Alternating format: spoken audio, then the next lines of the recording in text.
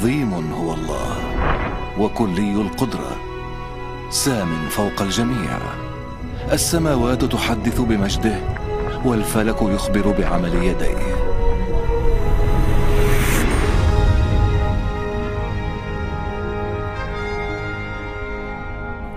يوم إلى يوم يذيع كلاما، ليل إلى ليل يبدي علما. خلق الله السماوات وخلق الأرض وجبل الإنسان من ترابها، ثم نفخ فيه نسمة الحياة.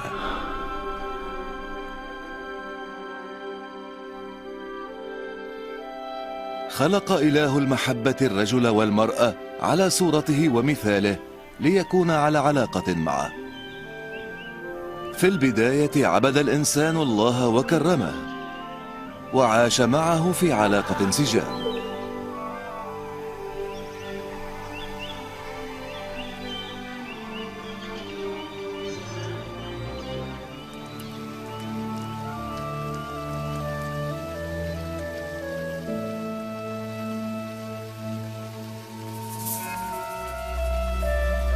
واستمر هذا إلى يوم حاول فيه الشيطان إغراء المرأة لتأكل من ثمر شجرة معرفة الخير والشر، ثم أعطت للرجل الذي أكل بدوره، وبهذا تمرد الإنسان على إرادة الله وفعل ما يريد.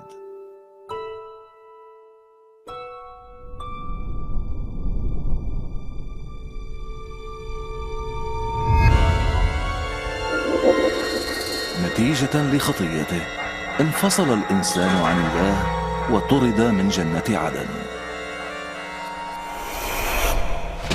لكن الله لا زال يحب الإنسان، فلم يقصد الله مطلقا أن ينفصل عن خليقته. لكن كيف يمكن لإله عادل كلي القداسة أن يتغاضى عن خطية الإنسان؟ في الكتاب المقدس يكشف الله لنا عن خطته لخلاص العالم من حكم هذه الخطية، وأحد أوائل من اكتشفوا خطة الله هذه كان إبراهيم خليل الله.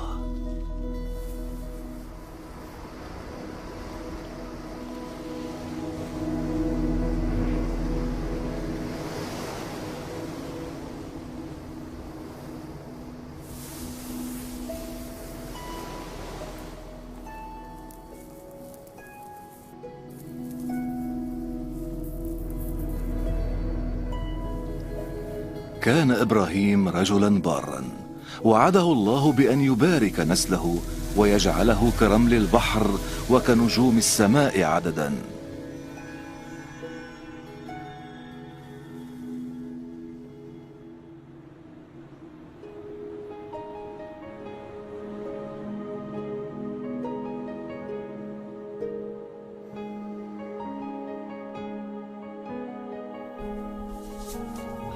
وليمتحن الله طاعة إبراهيم طلب الله منه أن يقدم ابنه وحيده ذبيحة له. وضع إبراهيم ثقته بإلهه وسعى لطاعته.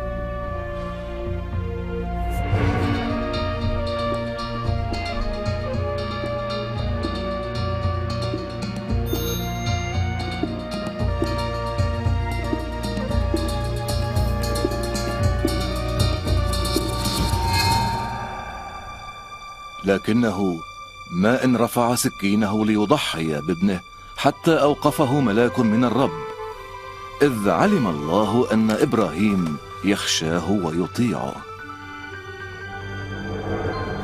ورأى إبراهيم كبشا عالقا في شجيرة، فقدمه ذبيحة لله عوضا عن ابنه. هكذا أوضح الله لإبراهيم أن الذبيحة يمكن أن تكون كفارة مؤقتة عن خطية الإنسان، إلى أن يقدم الله لنا ذبيحته الأسمى تكفيرا عن خطايا الجنس البشري. وبدلا من أن تفصل الخطية الإنسان عن الله، ستعيد ذبيحة الله هذه العلاقة. تحدثنا كلمة الله عمن كان سيأتي ليكون الذبيحة الأسمى تكفيرا عن خطايا العالم. فكما كان الكبش ذبيحة عوضا عن ابن إبراهيم، هكذا ستكون هذه الذبيحة عوضا عن الإنسان ليمكنه أن ينال غفران الله. كان البعض يسمون هذه الذبيحة المسيا، أي من سيأتي ليصالح العالم بالله إلى الأبد.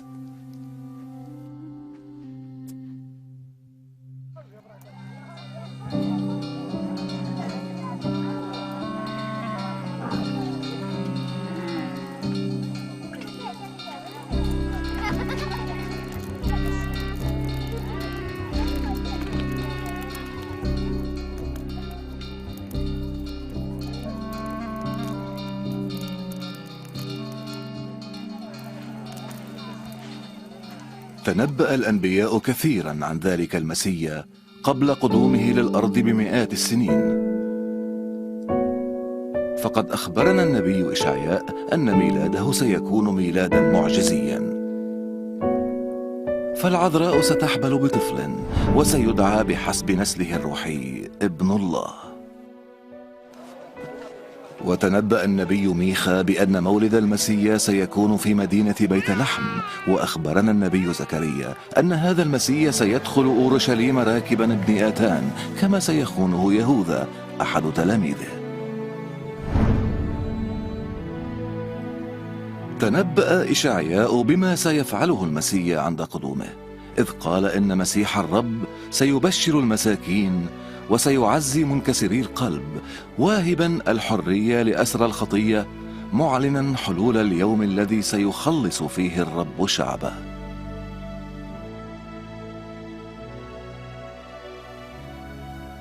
من هو المسيا إذن؟ في القرن الأول للميلاد جاء للأرض نبي اسمه يسوع. اعتقد البعض أنه كان من تحدث عنه الأنبياء، لكن هل كان كذلك حقا؟ هل تحققت فيه جميع النبوات؟ هل كان يسوع أعظم من مجرد نبي؟ سنرى الآن قصته كما رواها لنا شهود عيان وسجلوها في الوحي المقدس. هنا يؤدي لنا ممثل دور يسوع، مع أنه ليس من إنسان يستحق هذا الدور، لكن كان هذا ليمكننا أن نفهم حياة يسوع ونتعلم منها.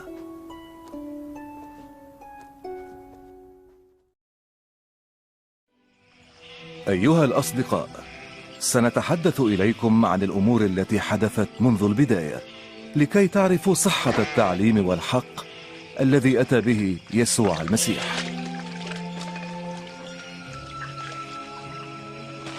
في أيام أغسطس قيصر إمبراطور روما، لما كان هيرودس الكبير ملكا على اليهودية، أرسل الله جبرائيل الملاك إلى عذراء في مدينة الناصرة، وكان اسم العذراء مريم.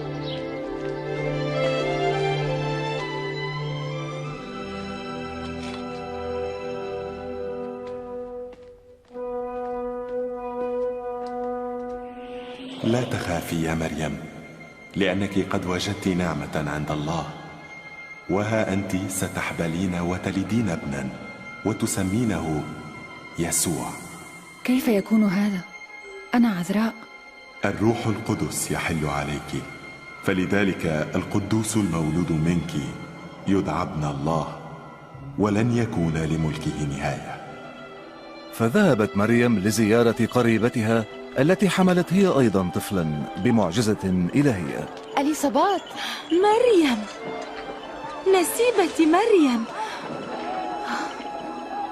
مباركة أنت في النساء، ومباركة ثمرة بطنك. حين سمعت صوت سلامك ارتقد الجنين بابتهاج في بطني. تعظم نفسي الرب إلهي، وتبتهج روحي بالله القدير مخلصي، فهوذا منذ الآن جميع الأجيال تباركني.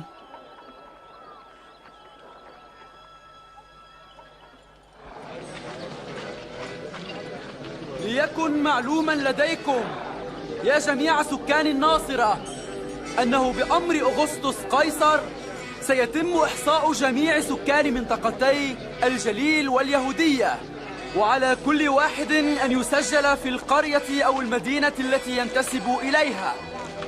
فذهبت مريم إلى بيت لحم في اليهودية لتسجل مع يوسف خطيبها.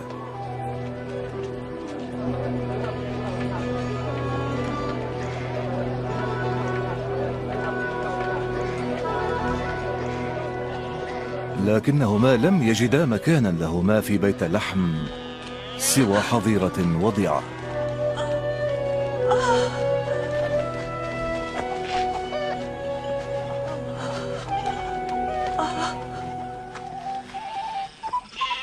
وكان في تلك المنطقة رعاة يحرسون قطعان أغنامهم ليلا، وإذا ملاك الرب ظهر لهم ومجد الرب أضاء حولهم.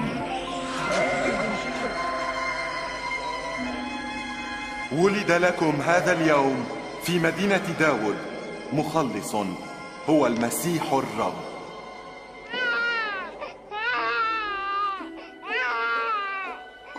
فجاء الرعاة مسرعين ليروا الطفل المولود المضجع في المذود، فكانوا أول من نشر الإنجيل، أي الأخبار السارة عن الأم العذراء وعن مولد المخلص.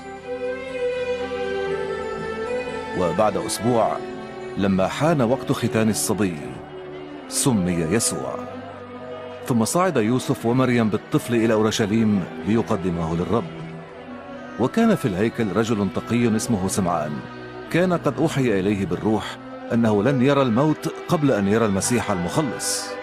الآن تطلق عبدك يا رب حسب قولك بسلام.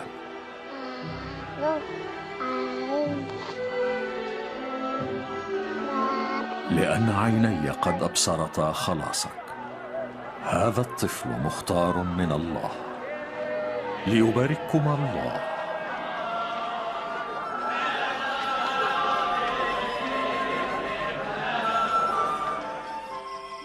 ولما أكملا كل شيء بحسب شريعة موسى تركوا أورشليم ورجعوا إلى الناصرة. ولما بلغ يسوع 12 سنة صعد به يوسف ومريم إلى أورشليم لأجل عيد الفصح، ولكن عند رجوعهما ظناه بين الرفقة، لكن يسوع تأخر عنهما. فرجعا إلى المدينة يبحثان عنه، وبعد 3 أيام وجداه في الهيكل في وسط المعلمين والشيوخ. ابن من هذا الذي يسأل أسئلة كهذه؟ إنه من الناصرة، ظن أنه غادر معنا، اعذروا غيرته. وجميع الذين سمعوه اندهشوا من كلامه. يا بني، لماذا فعلت بنا هذا؟ أنا وأبوك كنا نبحث عنك بقلق شديد. لماذا تبحثان عني؟ ألا تعلمان أن علي أن أهتم بأمور أبي؟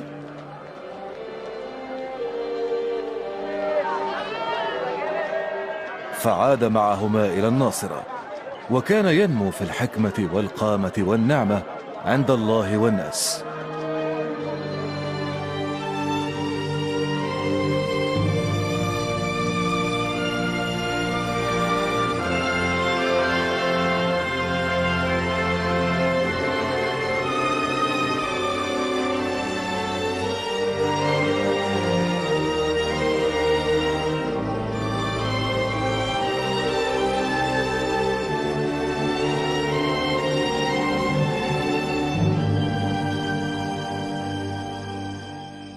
في السنة 15 من حكم القيصر تيباريوس، لما كان بيلاطس البنطي واليا على اليهودية، وهيرودس حاكما على الجليل، وحنان وقيافة رئيسي الكهنة، جاءت كلمة الله إلى يوحنا في البرية، فذهب إلى كل المنطقة المحيطة بنهر الأردن يكرز بمعمودية التوبة لمغفرة الخطايا.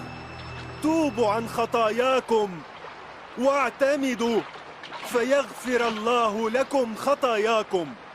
هذا ما قيل على فم النبي إشعياء. صوت صارخ في البرية ينادي: أعدوا الطريق للرب إلهنا، واجعلوا طرقه ممهدة، ليرتفع كل واد وكل جبل وتل ينخفض، فتصير الطرق المعوجة مستقيمة والدروب الوعرة سهلة، ويبصر كل بشر خلاص الله. وماذا نفعل؟ وماذا يجب أن نفعل؟ يا أولاد الأفاعي، ماذا تريدنا أن نفعل؟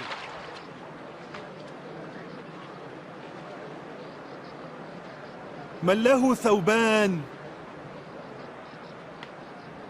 فليعطي واحدا لمن ليس له، ومن لديه طعام فليفعل ذلك. يا معلم، نحن جباة ضرائب، ماذا نفعل؟ لا تستوفوا أكثر مما يجب. ونحن ماذا عنا؟ ماذا نفعل؟ لا تأخذوا مال أحد بالقوة، ولا تتهموا أحدا زورا، واكتفوا بأجوركم.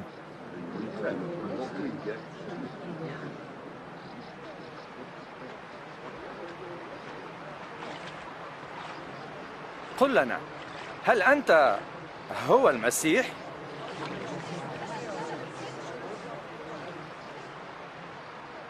أنا أعمدكم بماء، لكن يأتي من هو أعظم مني، الذي لست أهلا أن أحل رباط حذائه. هو سيعمدكم بالروح القدس ونار، الذي مذراته بيده، ليفصل بين القمح والتبن ويجمع القمح إلى مخزنه.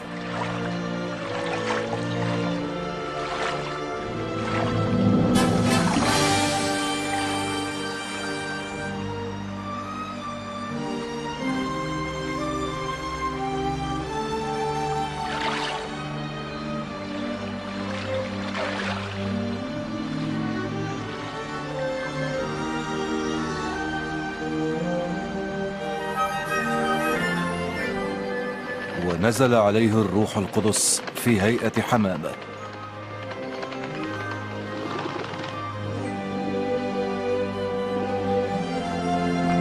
وجاء صوت من السماء قائلا: أنت ابن الحبيب، بك سررت.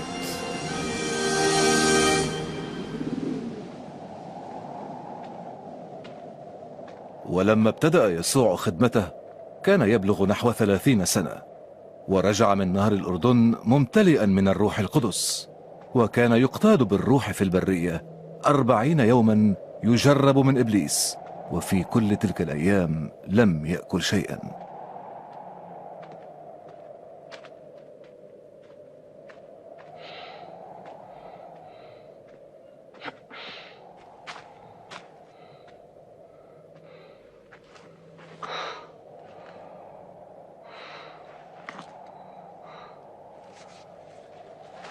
وقال له إبليس: إن كنت ابن الله فقل لهذا الحجر أن يصير خبزا.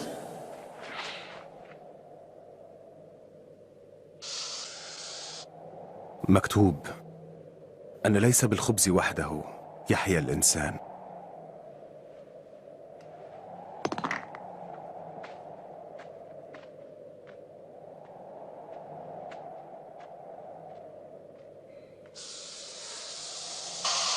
ثم أصعده إبليس وأراه جميع ممالك العالم. إليك أعطي كل هذا السلطان والمجد، لأنه قد صار لي، وأنا أعطيه لمن أريد. كل هذا سيكون لك إن سجدت لي. مكتوب: للرب إلهك تسجد، وإياه وحده تعبد.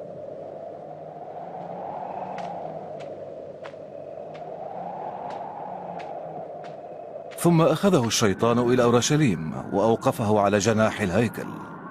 إن كنت ابن الله فالق نفسك من هنا، لأنه مكتوب: إن الله يرسل ملائكته لكي يحفظوك، وإنهم على الأيدي يحملونك لكي لا تصدم بحجر رجلك. يقول الكتاب: لا تجرب الرب إلهك.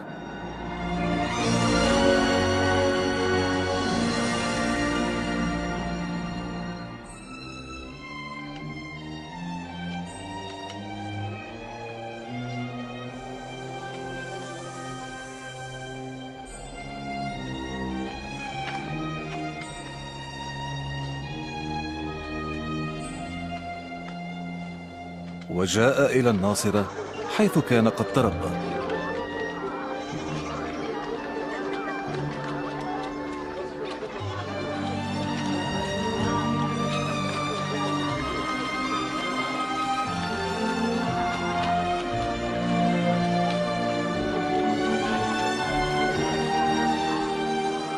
مرحبا. أهلا.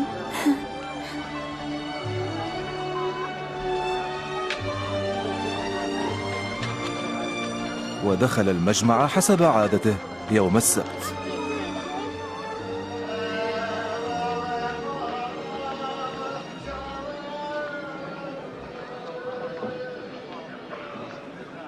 فدعاه الشيوخ ليقرأ من سفر النبي إشعياء.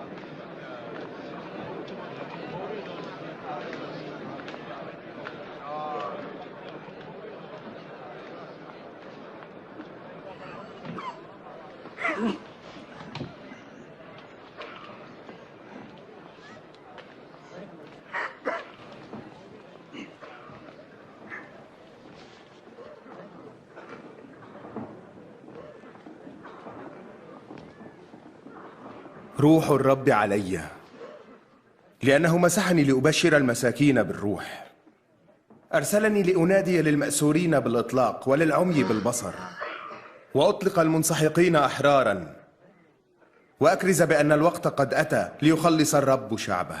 كلامه حسن.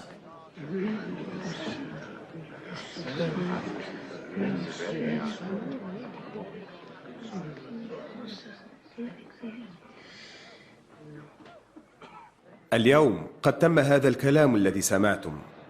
ماذا؟ تم اليوم؟ ولكن المسيح هو الوحيد الذي يتمم هذا. كيف نتأكد من هذا؟ لابد ستقولون لي هذا المثل: أيها الطبيب اشفي نفسك. وستقولون لي: افعل هنا في وطنك ما سمعنا عنه في كفرناحوم. أقول لكم: ليس نبي مقبولا في وطنه.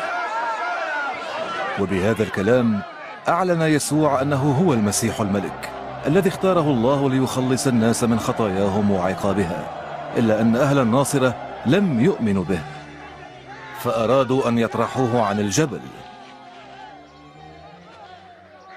أما هو فجاز في وسطهم ومضى في طريقه.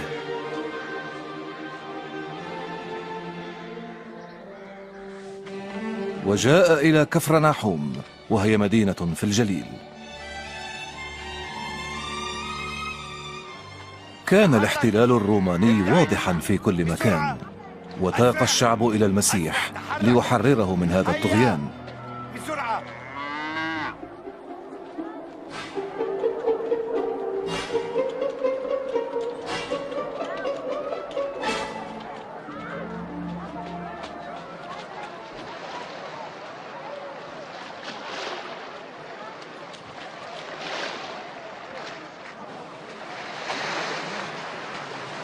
سلام لك.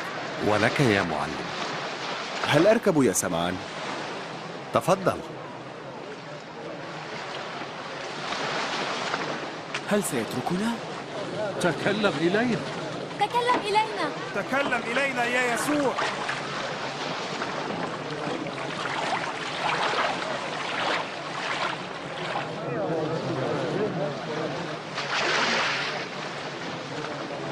إنسانان ذهبا إلى الهيكل ليصليا، أحدهما فريسي والآخر عشار.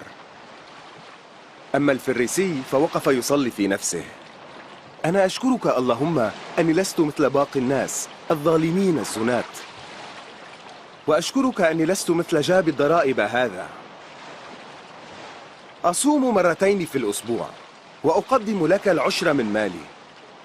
أما العشار فوقف بعيدا ولم يشأ رفع وجهه نحو السماء، بل قرع على صدره قائلا: اللهم ارحمني أنا الخاطئ. أقول لكم إن العشار وليس الفريسي عاد إلى بيته مبررا أمام الله، لأن كل من يرفع نفسه يتضع، وأما من يضع نفسه فيرتفع. ادخل بالسفينة إلى العمق، ثم ألقوا شباككم للصيد.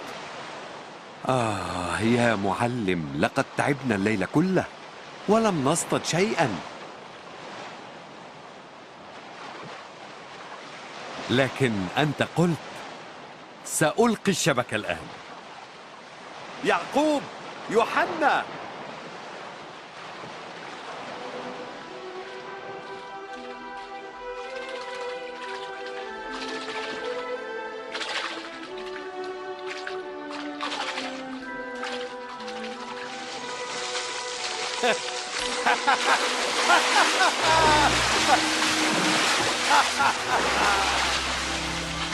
يعقوب، يوحنا، تعاليا بقاربكما وساعدانا. هيا، إننا مشغولون بصيدنا.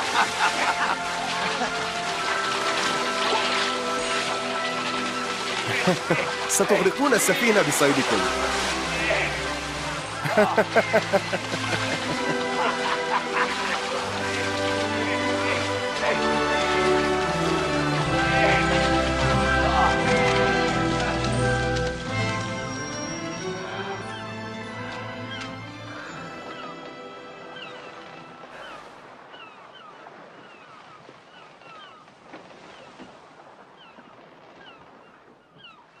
اخرج من سفينتي يا رب، أنا رجل خاطئ.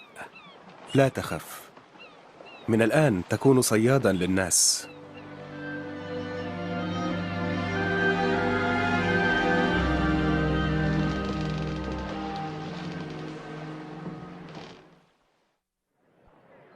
تعالوا إلي واستمعوا لكلامي. اسمعوني فتكون لكم حياة. اطلبوا الرب ما دام يوجد، ادعوه وهو قريب. ليترك الشرير طريقه وفاعل الإثم أفكاره، ويرجع إلى الرب فيرحمه، لأنه يكثر الغفران.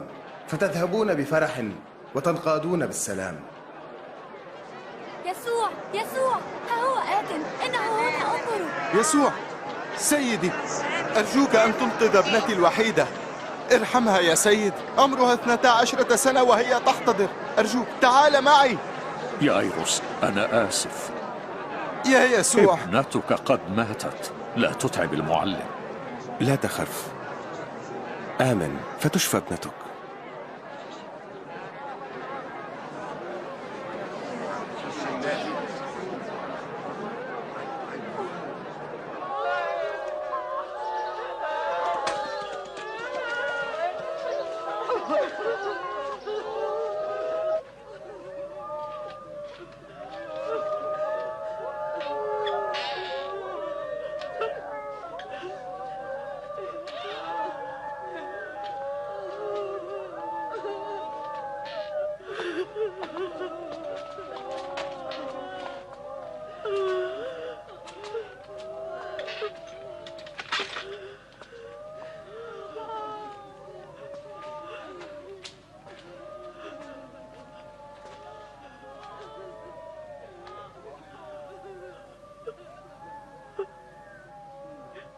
لا تبكوا، لم تمت لكنها نائمة.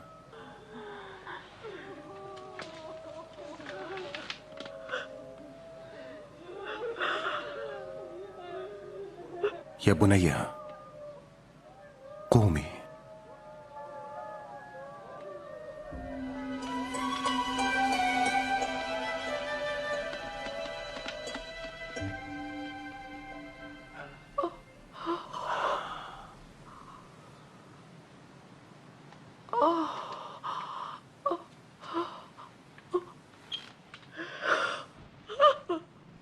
أعطوها شيئا لتأكل.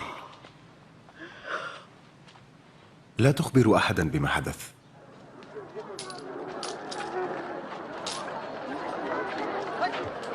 بعد هذا خرج ورأى جابي ضرائب اسمه متى جالسا عند مكان الجباية لاستلام الضريبة.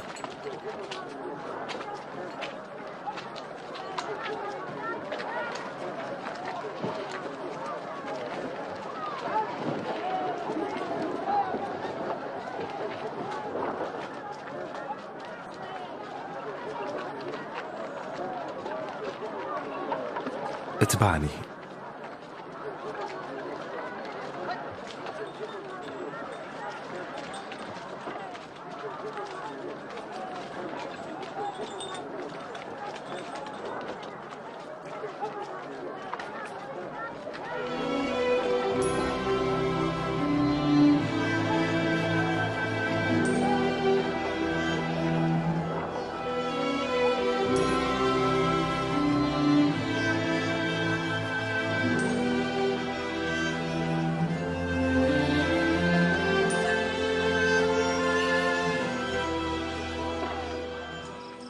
وصعد يسوع إلى الجبل ليصلي، وقضى الليل كله في الصلاة.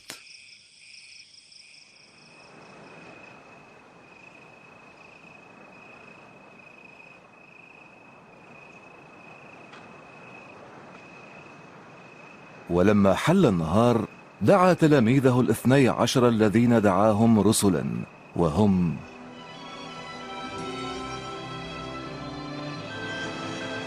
سمعان الذي سماه بطرس، وأندراوس أخاه،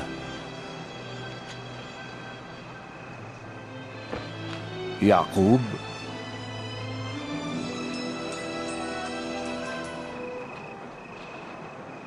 ويوحنا، فيلبس، وبرثلماوس، متى،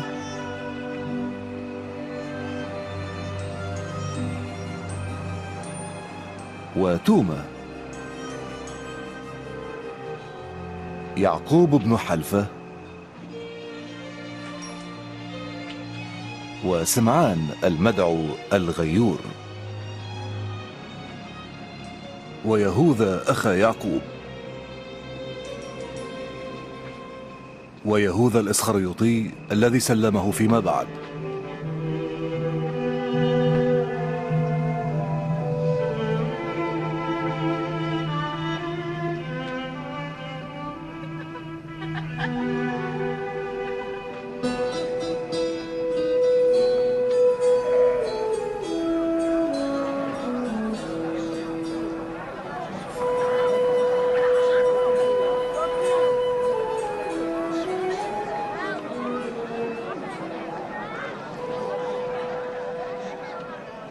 طوباكم أيها المساكين لأن لكم ملكوت الله. طوباكم أيها الجياع لأنكم ستشبعون.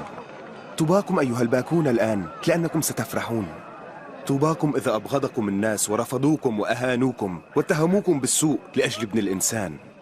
افرحوا في ذلك اليوم وتهللوا، لأن أجركم عظيم في السماء، لأنه هكذا كان آباؤهم يفعلون بالأنبياء.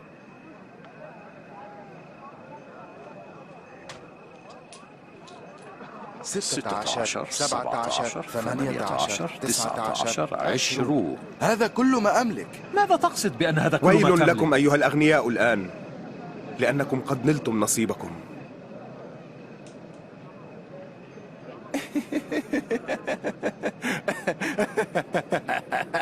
لا يريد أن يكون غنيا، لابد من أنه مجنون. ويل لكم أيها الضاحكون الآن، لأنكم ستحزنون وتبكون. ويل لكم إن مدحكم الناس، لأن آباءهم هكذا فعلوا بالأنبياء الكذبة. لكني أقول لكم أيها السامعون، أحبوا أعداءكم، أحسنوا إلى مبغضيكم، باركوا لاعنيكم، صلوا لأجل المسيئين إليكم.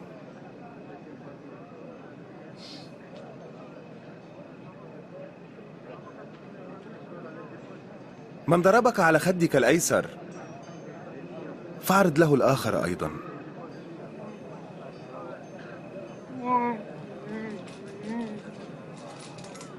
ومن أخذ رداءك فلا تمنع عنه ثوبك. كل من سألك أعطه، ومن أخذ مالك فلا تطالبه به.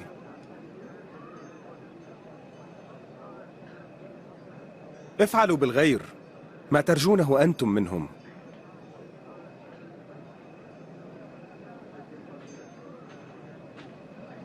إن أحببتم الذين يحبونكم فقط فأي فضل لكم؟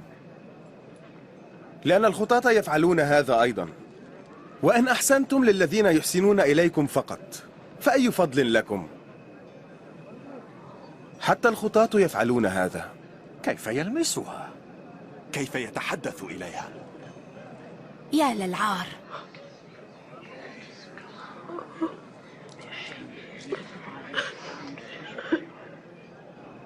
لا، أحب أعداءكم، أحسن لهم، أقرضوا ولا ترجوا شيئا، فيكون لكم أجر عظيم، وتكون بني الله العلي، فإنه منعم على الشاكرين والأشرار، فكونوا رحماء كما أن أباكم أيضا رحيم.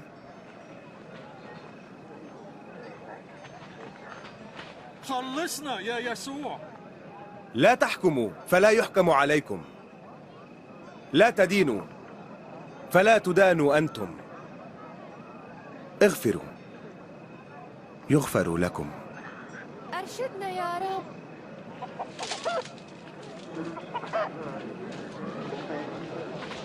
أعطوا فتعطوا أنتم أيضا، لأنه بالكيل الذي تكيلون به يكال لكم. لا يمكن لأعمى أن يقود أعمى، وإن فعل يسقط الاثنان في حفرة. ولماذا ترى عيوب أخيك؟ أما عيوبك أنت فلا تفطن لها.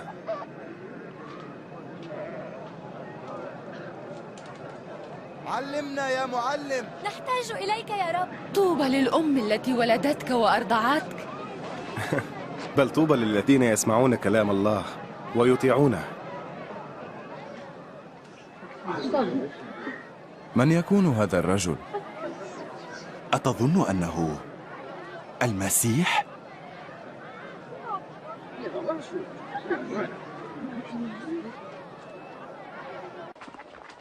ودعا الفريسي يسوع إلى بيته لتناول العشاء معه، فذهب معه وجلس ليأكل. هيا يا أولاد، اخرجوا الآن. هل سمعتم؟ اذهبوا، إنهم أولاد مزعجون. ماذا تفعل هذه هنا؟ لا أدري.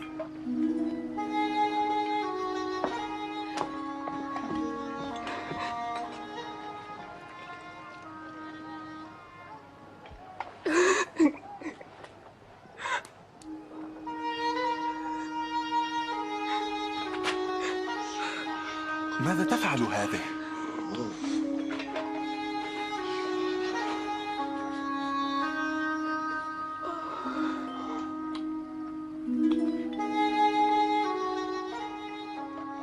لو كان نبيا لعلم من هذه المرأة التي تلمسه،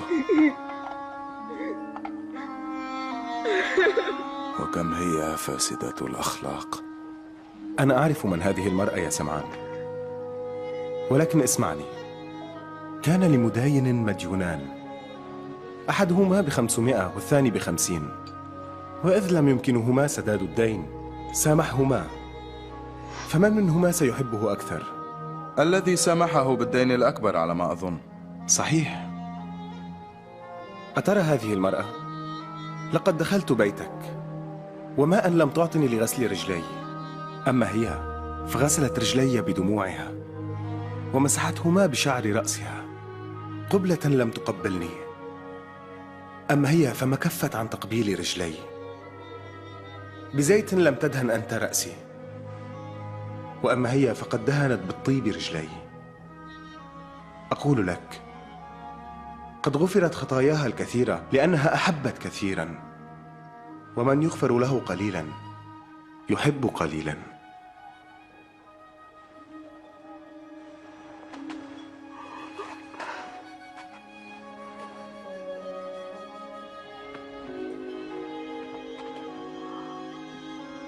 مغفورة لك خطاياك،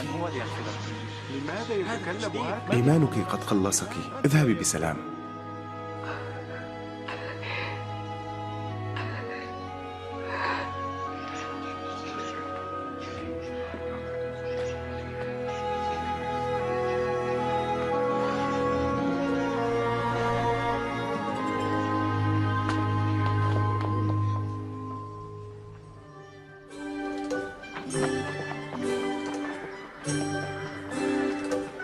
وبعد ذلك كان يسوع يجول مبشرا بملكوت الله، ومعه 12 تلميذا، وبعض النساء اللواتي كن قد شفين من الأرواح النجسة: مريم التي تلقب بالمجدلية، يونا امرأة خوذي وكيل هيرودس، وسوسنة.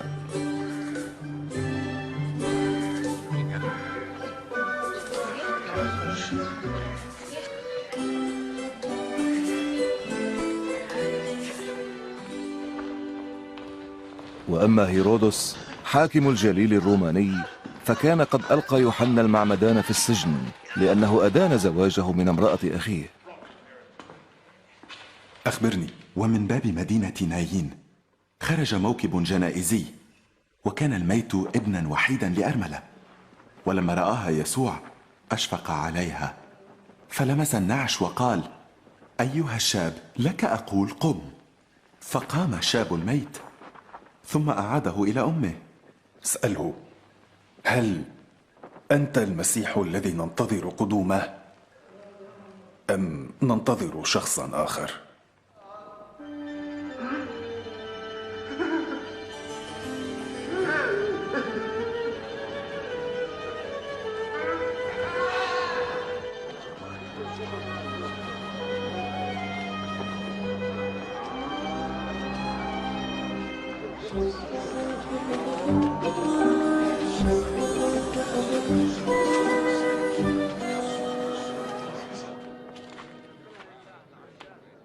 يا معلم،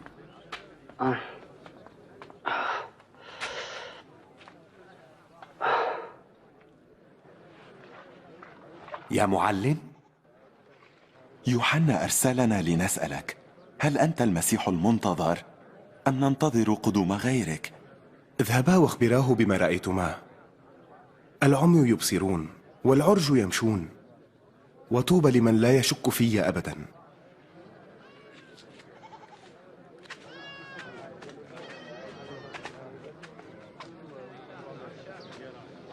أبي ارفعني. اصعد على كتفي. هل تراه الآن؟ إني أرى يسوع. خرج الزارع ليزرع أرضه، وفيما هو يزرع سقطت بذور على الطريق فداستها الأقدام وأكلتها طيور السماء، وسقط بعضها على الصخر، فلما نبتت جفت لأنها لم تجد ماء، وسقط بعضها وسط الشوك، فنبت معها الشوك وخنقها، وسقط بعضها في الأرض الجيدة، ولما نبتت أثمرت كل حبة 100 ضعف. يا معلم، لماذا تكلم الناس دائما بالأمثال؟ وهب لكم أن تعرفوا أسرار ملكوت الله، أما الآخرون فأكلمهم بأمثال، لأنهم ينظرون ولا يبصرون، ويسمعون ولا يفهمون.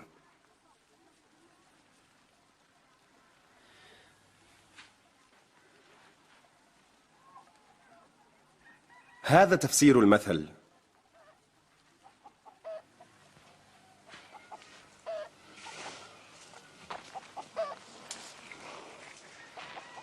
البذور هي كلمة الله،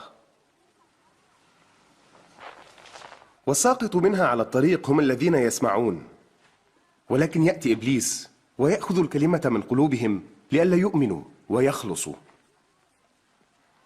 والساقط على الصخر هم الذين يسمعون كلام الله بفرح، لكنهم بلا جذور، فيؤمنون إلى حين فقط، وحين تأتي التجارب يرتدون. والساقط على الشوك هم من يسمعون، لكن هموم ومتع هذه الحياة تخنقهم، لذلك لا يثمرون. والساقط على الأرض الجيدة هم من يسمعون كلمة الله فيحفظونها في قلوبهم ويثبتون بها ويثمرون.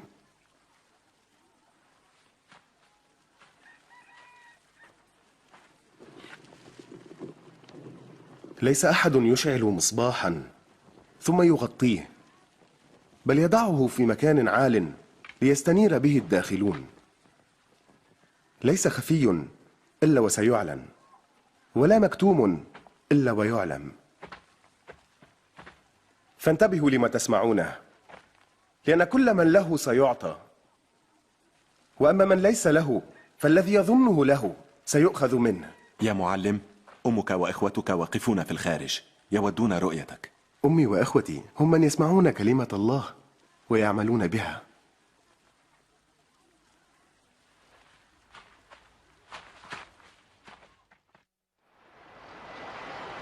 وفي أحد الأيام ركب يسوع قاربا مع تلاميذه وقال لهم لنعبر البحيرة.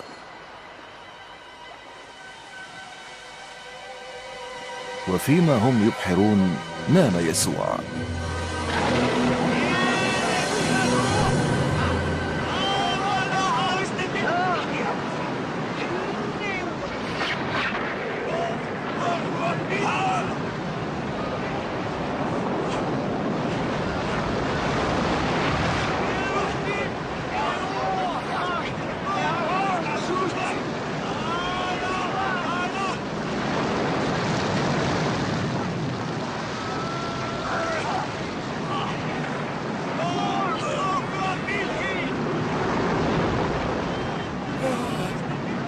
يا معلم، يا معلم يسوع، نوشك أن نموت، الأمواج تغمرنا، أنقذنا يا يسوع.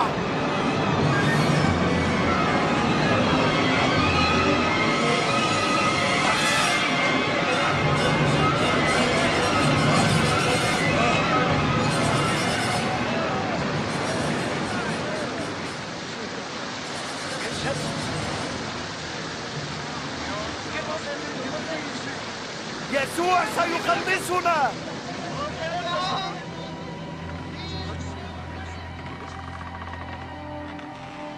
أين إيمانكم؟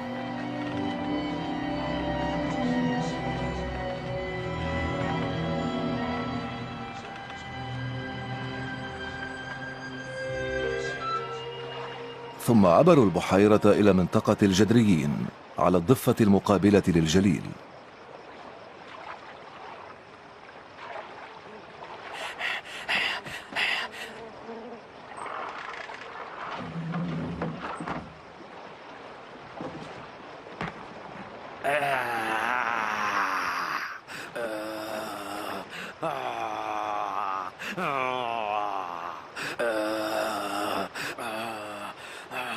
يسوع يا ابن الله العلي،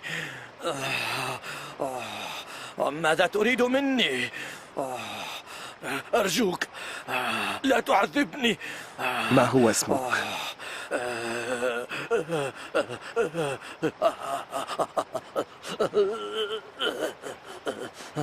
لاجئون، نرجوك لا ترسلنا إلى الجحيم. دعنا ندخل في قطيع الخنازير.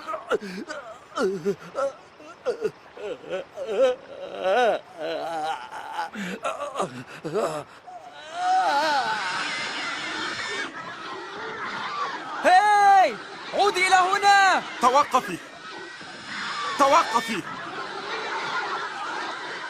وخرجت الشياطين من الرجل عودي ودخلت في الخنازير.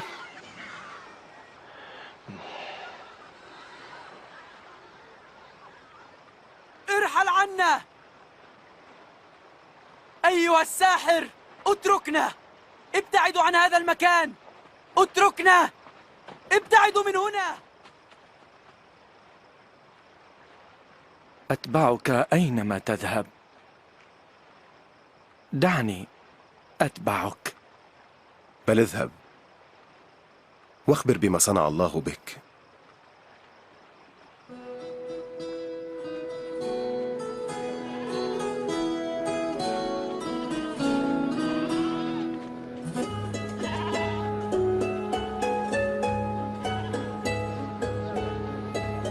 فابتعد يسوع والتلاميذ عن الناس وتوجهوا إلى مدينة بيت صيدا.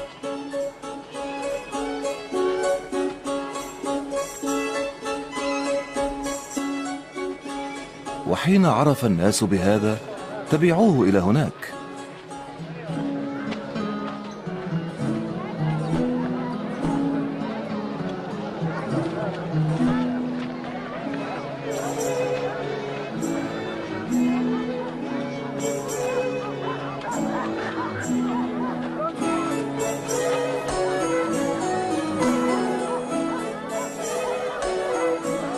وفي آخر النهار قال بطرس: يا سيد، اصرف الجموع ليذهبوا إلى القرى والمزارع القريبة من هنا ليجدوا طعاما فيها، فهذا مكان خلاء.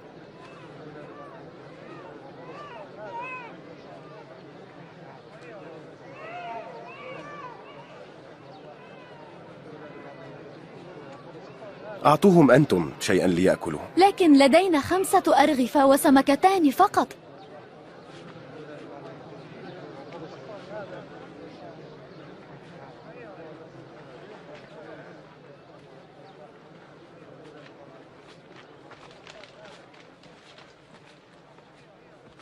مبارك أنت أيها الرب يا ملك الكون، يا من تخرج خبزا من الأرض.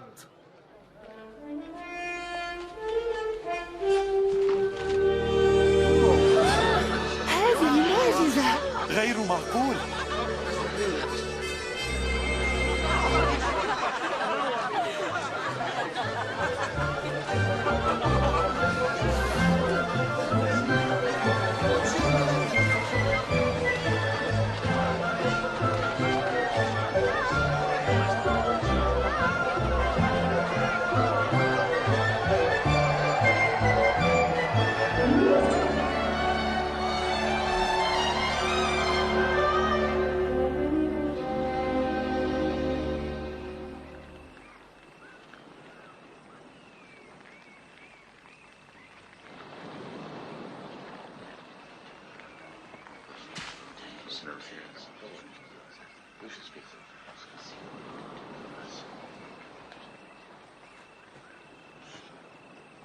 من يقول الناس إني أنا؟ البعض يقول إنك يوحنا المعمدان، وآخرون يقولون إنك النبي إيليا، وأناس يقولون إنك أحد الأنبياء القدماء وقد عاد للحياة. وأنتم ماذا تقولون عني؟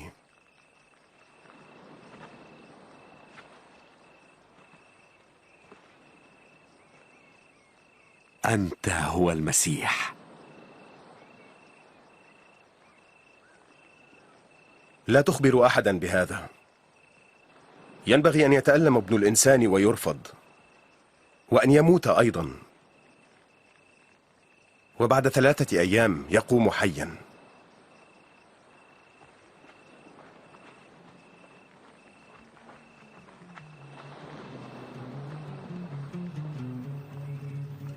فاض قلبي بشوق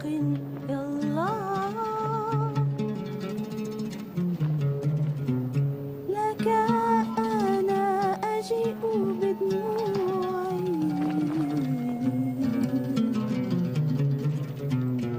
لك كل حنيني.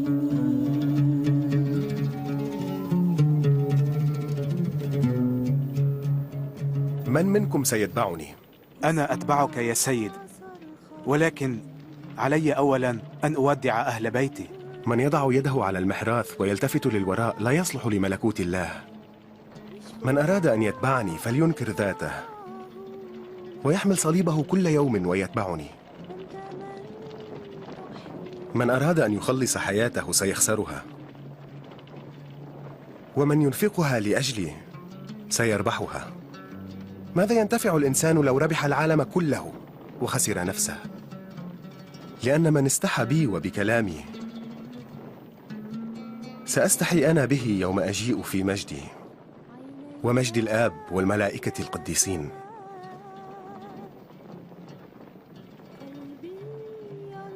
الحق أقول لكم، بينكم هنا أناس لن يموتوا حتى يروا ملكوت الله. وجهك لي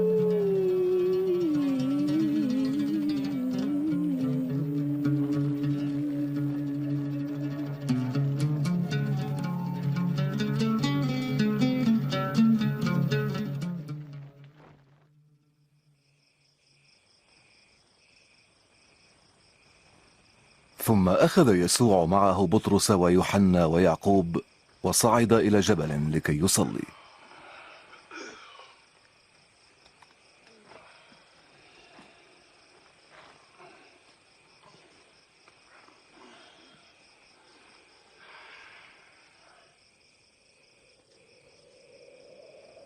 وبينما كان يصلي تغيرت ملامح وجهه وصارت ملابسه بيضاء لامعة، وظهر رجلان يتكلمان معه وهما موسى وإيليا اللذان ظهرا بمجد سماوي. أنت ستتمم قصد الله وستموت في أورشليم.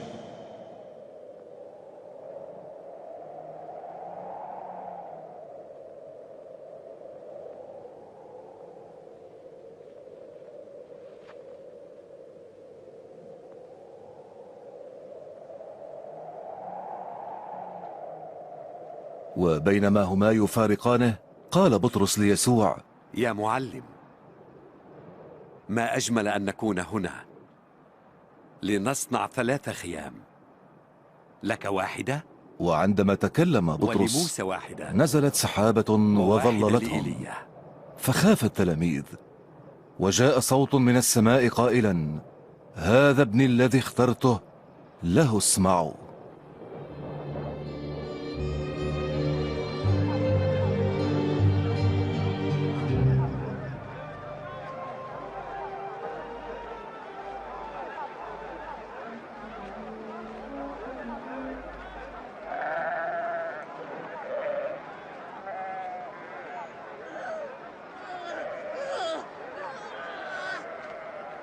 يا معلم، يا معلم، انظر إلى ابني، أرجوك أن تساعده،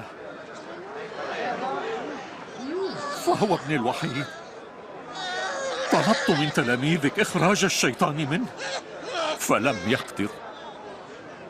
أيها الجيل العديم الإيمان، إلى متى أبقى معكم وأحتملكم؟ أحضر ابنك.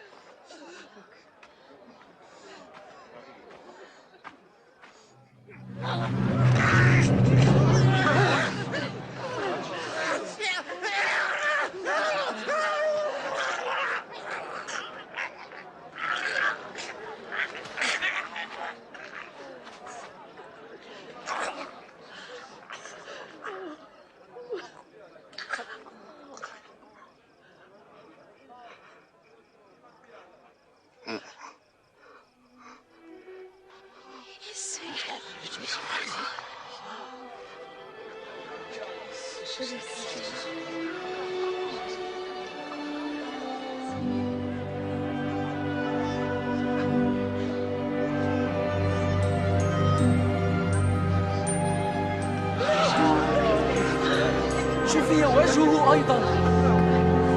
المجد لله.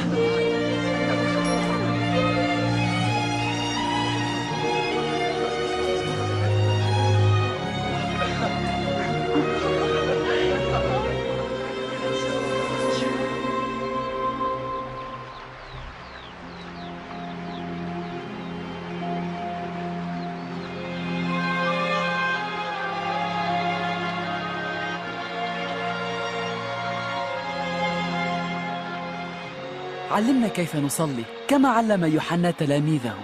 متى صليتم قولوا: أبانا الذي في السماوات، ليتقدس اسمك، ليأتي ملكوتك، لتكن مشيئتك كما في السماء كذلك على الأرض. خبزنا كفافنا أعطنا اليوم، واغفر لنا خطايانا كما نغفر لمن يذنب إلينا، ولا تدخلنا في تجربة لكن نجنا من الشرير.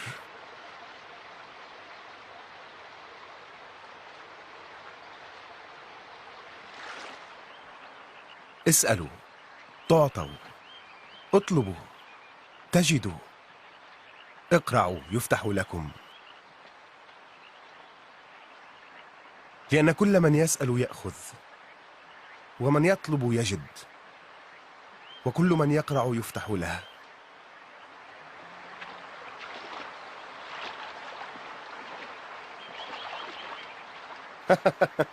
هل بينكم أب يعطي ابنه حجرا إن طلب منه خبزا، أو يعطيه حية إن طلب منه سمكة؟ إذا كنتم أنتم تعطون عطايا جيدة لأولادكم، أفلا يعطي الآب السماوي الروح القدس للذين يسألونه؟ أقول لكم لا تهتموا في معيشتكم بما تأكلون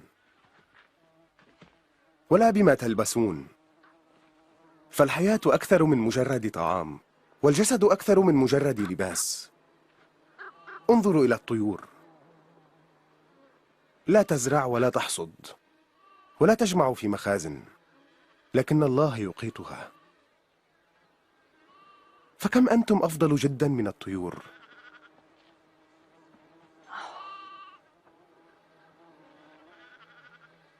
من منكم يمكنه أن يضيف ساعة إلى عمره؟ إن كان لا يمكنكم هذا فلم تنشغلون بالباقي؟ تأملوا الورود كيف تنمو، إنها لا تتعب ولا تغزل. حتى سليمان في كل مجده لم يلبس كواحدة مثلها. إن كان الله يلبس هذا العشب الذي سيرمى غدا في النار هكذا، فكم بالحري سيهتم بلباسكم يا قليلي الإيمان. يا رب زد إيماننا.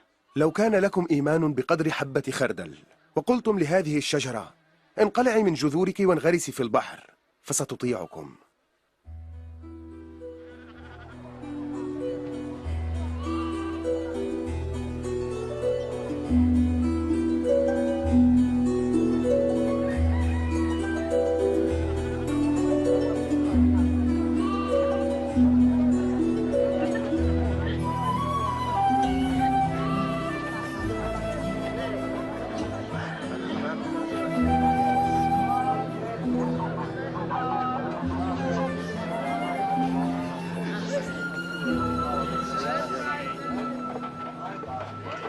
لا بد للعثرات أن تأتي، لكن ويل لمن يتسبب بها.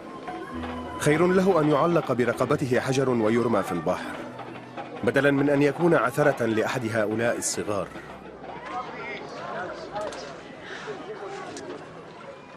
ماذا يشبه ملكوت الله؟ إنه يشبه حبة خردل أخذها رجل وزرعها في حقله فنبتت وصارت شجرة تعشش الطيور في أغصانها. لست أفهم ما يقوله.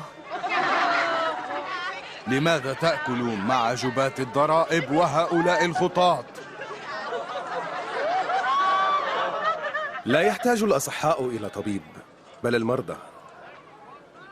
لم آتي لأدعو أبرارا للتوبة بل الخطاة.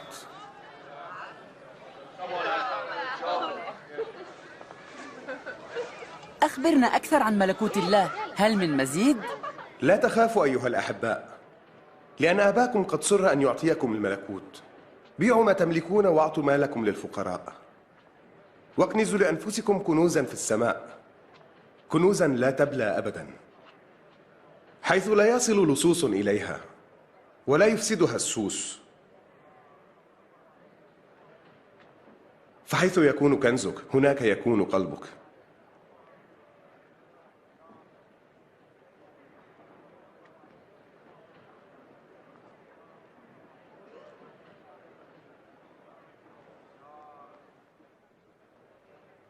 يا امرأة، لقد شفيت من مرضك.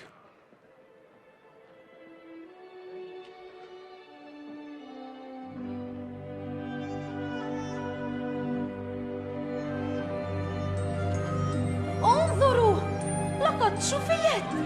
إنها معجزة. تعالوا وانظروا.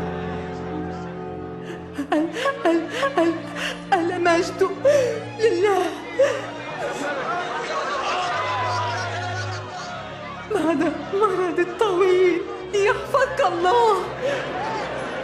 هناك 6 أيام يحل فيها العمل ويمكننا أن نأتي فيها للاستشفاء، ولكن ليس يوم السبت. أيها المنافقون، من منكم لا يهل ثوره أو حماره ويأخذه ليسقيه في يوم السبت؟ هذه امرأة من نسل إبراهيم قد ربطها الشيطان 18 عاما، أفلا تفك من هذا القيد في يوم السبت؟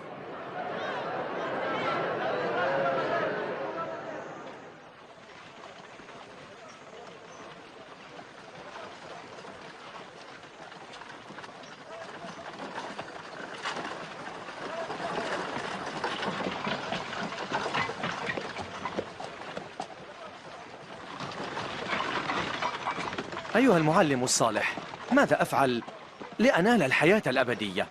لماذا تدعوني صالحا؟ ليس صالح إلا الله. أنت تعرف الوصايا: لا تزني، لا تقتل، لا تشهد بالزور، أكرم أباك وأمك.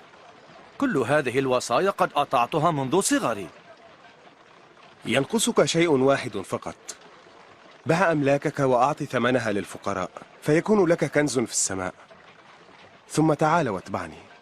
ولكننا تجار أغنياء. ما أعسر دخول ذوي الأموال إلى ملكوت الله، فأن دخول جمل من ثقب إبرة أيسر من دخول غني إلى ملكوت الله. فكيف نخلص إذن؟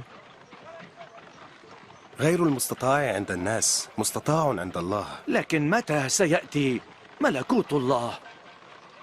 لا يأتي ملكوت الله بمراقبة العلامات، ولا يقولون انظروا إنه هنا أو هناك، فملكوت الله في داخلكم. سيأتي زمان تتمنون فيه رؤية يوم من أيام ابن الإنسان، لكن لا ترون. فكالبرق الذي يلمع عبر السماء ليضيئها من جهة لأخرى، هكذا يكون مجيء ابن الإنسان. لكن قبل هذا ينبغي أن أتألم وأرفض من أبناء هذا الجيل.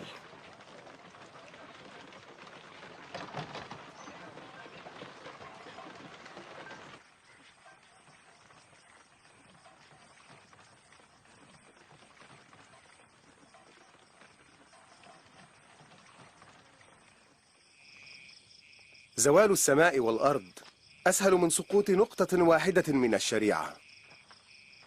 أنبياء وملوك كثيرون تمنوا أن يروا ما ترونه ولم يروا، وأن يسمعوا ما تسمعون ولم يقدروا. فماذا نفعل؟ ماذا تقول الشريعة؟ كيف تفهمها؟ تحب الرب إلهك من كل قلبك ومن كل نفسك ومن كل قدرتك ومن كل فكرك، وتحب قريبك مثل نفسك. أحسنت، اعمل بهذا فتحيا. ومن هو قريبي؟ ليس هؤلاء الجنود. وماذا عن قيصر؟ كان رجل مسافرا من أورشليم إلى أريحة، فهاجمه اللصوص وضربوه وسلبوه وتركوه بين حي وميت. فمر بالقرب منه كاهن، ولما رآه مشى على الجانب الآخر. بعدها مر رجل من خدام الهيكل، فلم يقترب منه واستمر ماشيا في طريقه. ثم مر به رجل سامري غريب، ولما رآه أشفق عليه واقترب منه وداواه ودهن جروحه بالزيت، ثم أركبه على دابته وأحضره إلى فندق واهتم به. وفي الغد أعطى صاحب الفندق مالا وقال له: اعتني به، ومهما أنفقت أكثر أسدد لك عند رجوعي.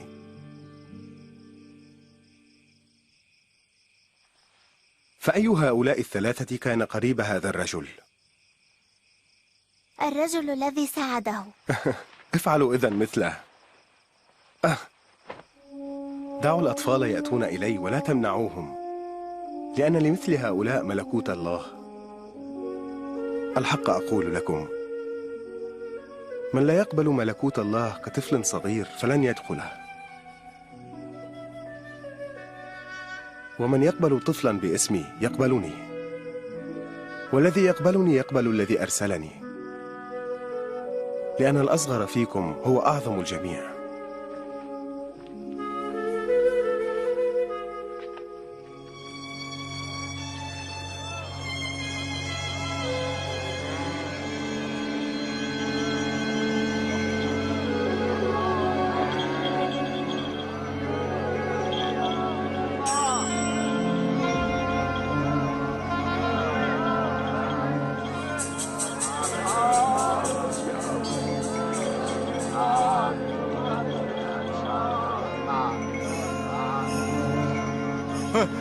ما هذا؟ ماذا يجري؟ يسوع الناصري يمر من هنا.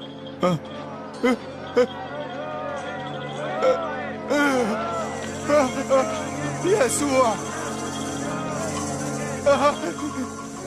يا يسوع، يا ابن داود ارحمني.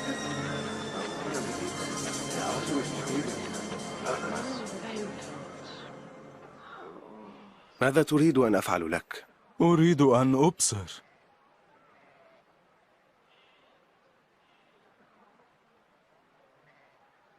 فلتبصر، إيمانك قد شفاك. إني أرى، عاد بصري.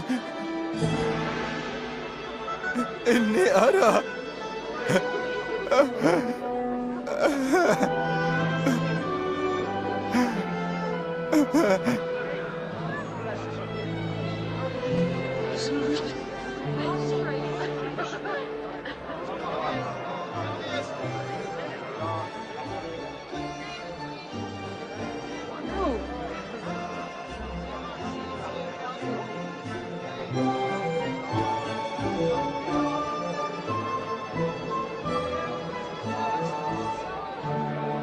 هذا الإنسان بالحقيقة نبي. ربي وسيدي خلصني.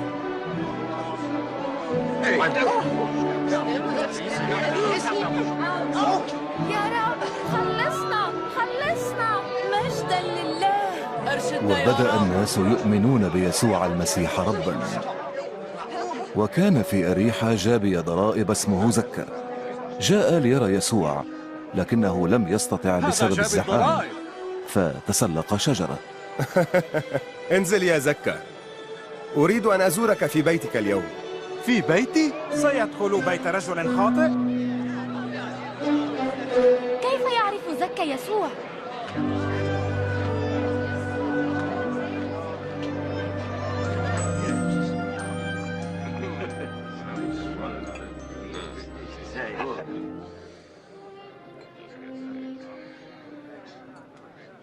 اسمعوا، أعطي نصف ما أملكه للفقراء، وإن كنت ظلمت أحدا أرد له 4 أضعاف.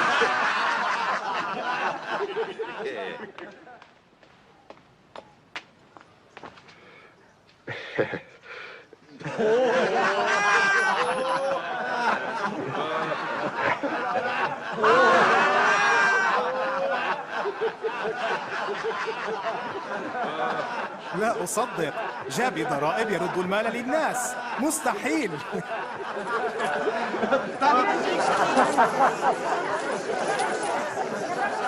اليوم حصل خلاص لهذا البيت، لأن هذا الرجل أيضا من نسل إبراهيم، وابن الإنسان قد جاء ليخلص الهالكين.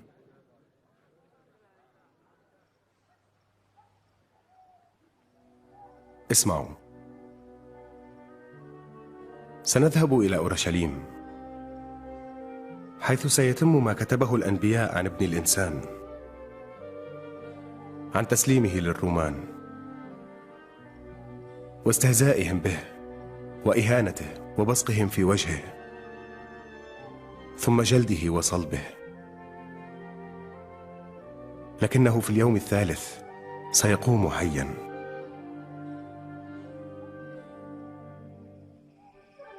ورغم علم المسيح بأنه سيموت لأجل خطايا الناس، صعد نحو أورشليم، وكثيرون من الناس فرحوا بمجيئه وهللوا وهتفوا قائلين: مبارك الملك الآتي باسم الرب، سلام في السماء ومجد في الأعالي.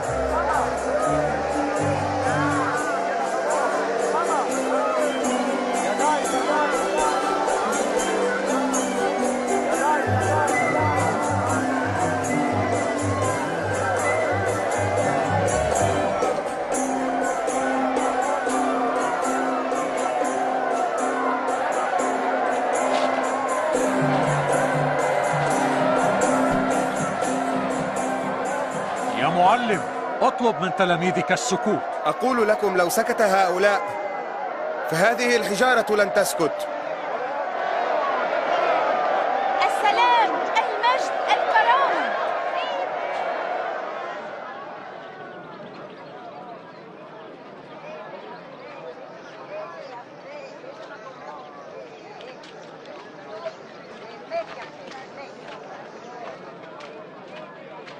ولما اقترب من مدينة أورشليم ورآها أخذ يبكي عليها.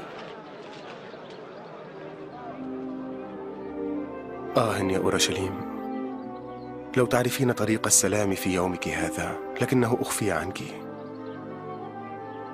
سيأتي يوم يحاصرك فيه أعداؤك ويطوقونك بالمتاريس من كل جانب ويهدمون أسوارك عليك وعلى بنيك، ولا يتركون فيك حجرا على حجر، لأنك لم تعرفي زمان افتقادك.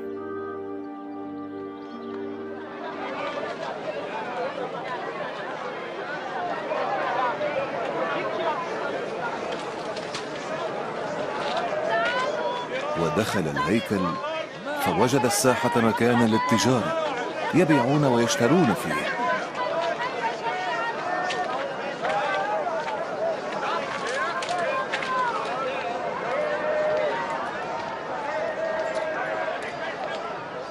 ستة، 7، 8، 9، 10، 11، 12، 13، 14، 15، 16، 17، 18، 19، 20، 21، 22، 23.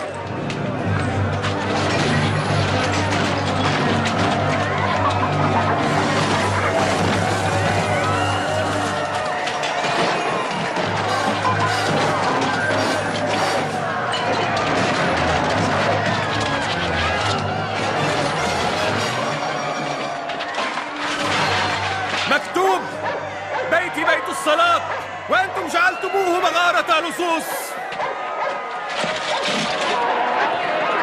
ماذا سيفعل؟ أوقفوه! أوقفوه!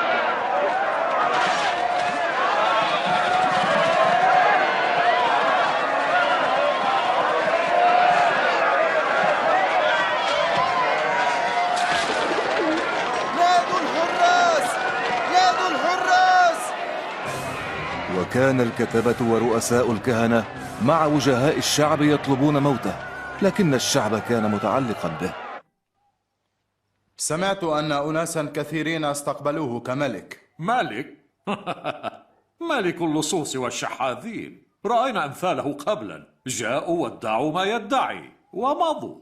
ألا ترى أن عدد أتباعه يزداد يوميا؟ الناس يحبونه ويظنونه ملكا. إني أحذركم جميعا، إن أخل هذا الرجل بالأمن ثانية فسأحملكم المسؤولية.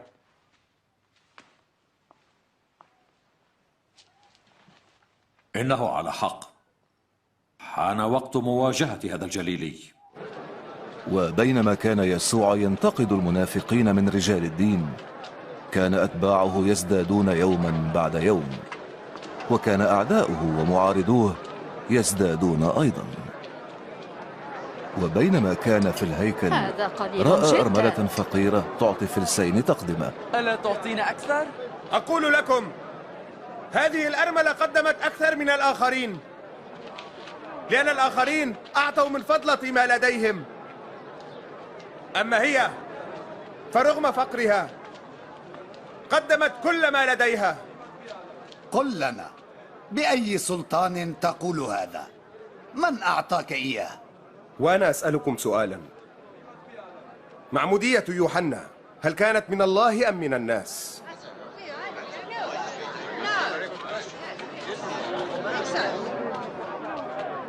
بماذا نجيب؟ إن قلنا من الله فسيقول لماذا لم تؤمنوا به؟ وإن قلنا من الناس فسيرجمنا هذا الجمع، لأنهم يؤمنون بأن يوحنا نبي. في الحقيقة لا نعرف من أين. ولا أنا أقول لكم بأي سلطان أفعل هذا.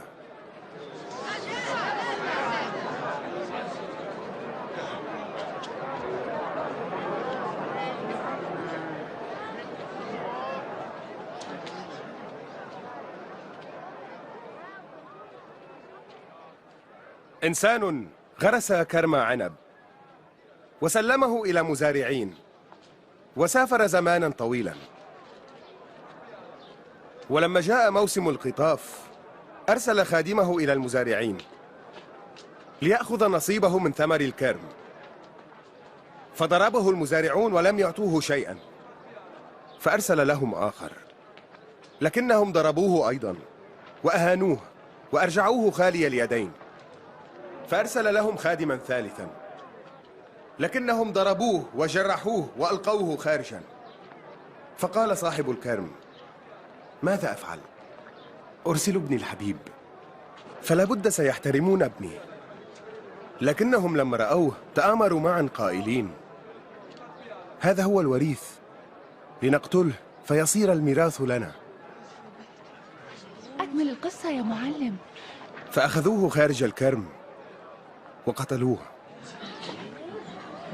فماذا سيفعل صاحب الكرم بهؤلاء المزارعين؟ سيأتي ويقتلهم ويسلم الكرم لآخرين،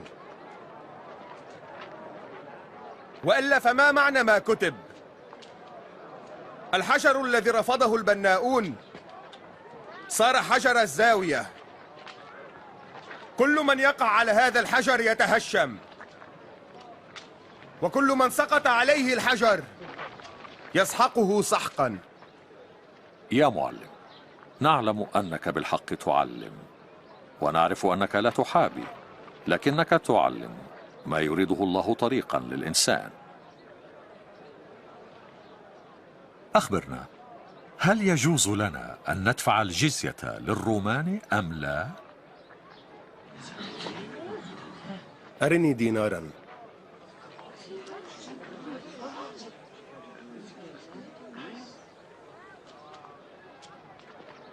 لمن هذه الصورة والكتابة؟ لقيصر. أعطوا إذن لقيصر ما هو لقيصر، وما لله أعطوه لله. ما جوابك على هذا؟ واقترب عيد الفصح، ذكر نجاة بني إسرائيل من يد فرعون، وكان على الناس أن يذبحوا خروف الفصح. فأرسل يسوع المسيح بطرس ويوحنا ليعدا عشاء الفصح.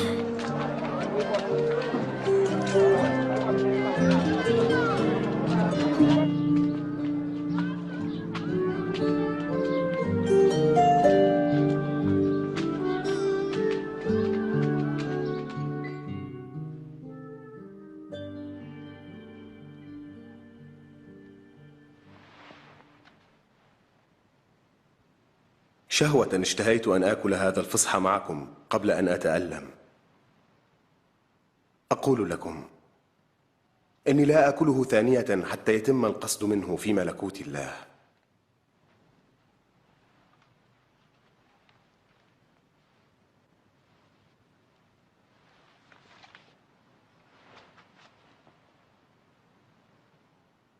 مبارك أنت أيها الرب يا ملك الكون، يا من تخرج الثمر من الكرمة.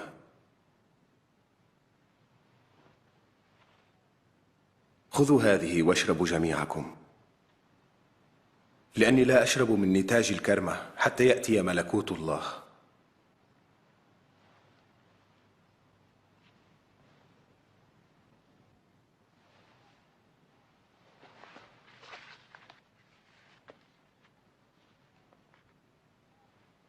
مبارك أنت أيها الرب يا ملك الكون، يا من تخرج الخبز من الأرض.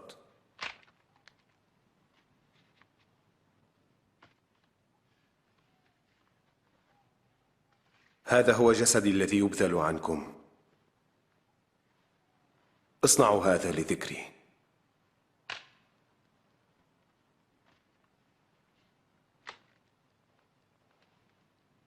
هذه الكأس هي العهد الجديد بدمي الذي يسفك عنكم.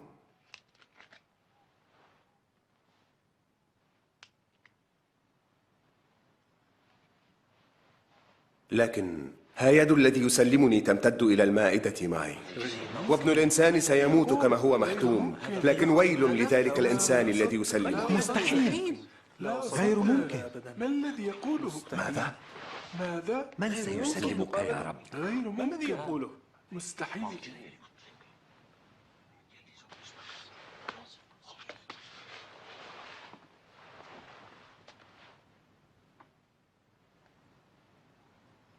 ليكن الكبير فيكم كالأصغر، وليكن السيد كالخادم. فمن هو الأكبر، الذي يجلس إلى المائدة أم الذي يخدم؟ طبعا الجالس إلى المائدة، لكني أنا بينكم كالخادم.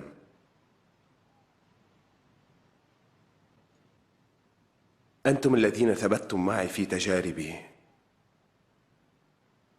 وكما أعطاني الآب أن أملك فهكذا أعطيكم، لتأكلوا وتشربوا على مائدتي في ملكوتي، وتملكوا على أسباط بني إسرائيل 12. ليس هناك خائن إذن. سمعان اسمعني. الشيطان يريد أن يجربكم ليضلكم ويغربلكم كما يغربل الفلاح القمح، لكني صليت لأجلك لكي لا تفقد إيمانك، ومتى عدت إلي ثبت إيمان إخوتك. يا رب، أنا مستعد أن أسجن معك وأن أموت أيضا. أقول لك يا بطرس، لا يصيح الديك اليوم قبل أن تنكر 3 مرات أنك تعرفني.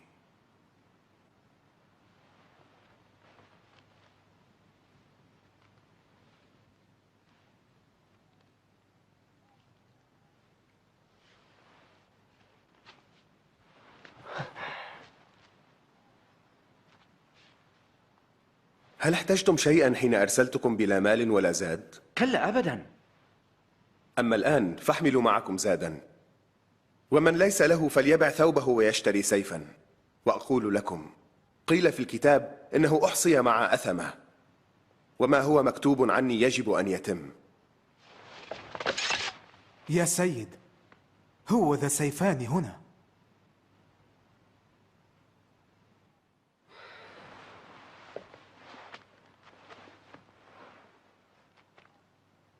هذا يكفي.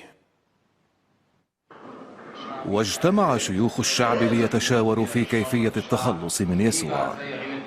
ودخل الشيطان في يهوذا الملقب بالإسخريوطي، وهو أحد التلاميذ 12.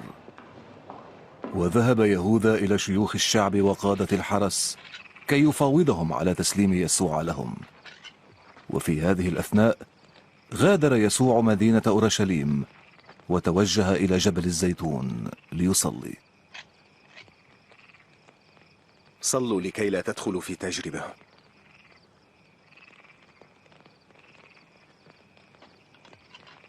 وأخذ يهوذا 30 من الفضة مقابل تسليمه لسيده.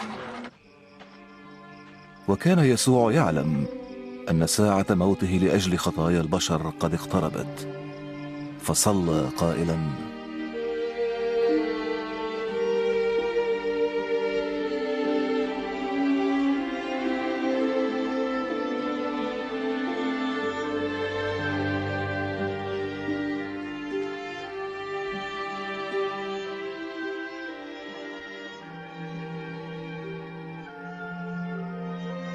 يا أبتاه، إن شئت فأجز عني هذه الكأس، لكن لتكن لا إرادتي بل إرادتك.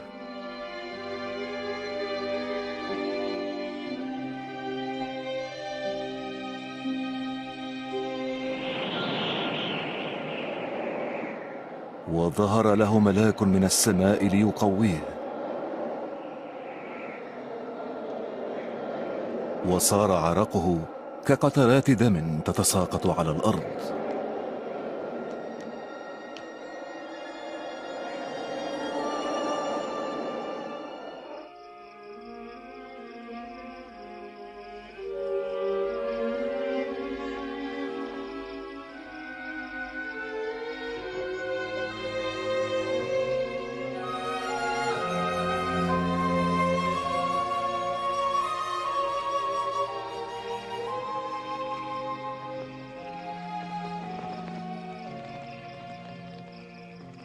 لماذا أنتم نيام؟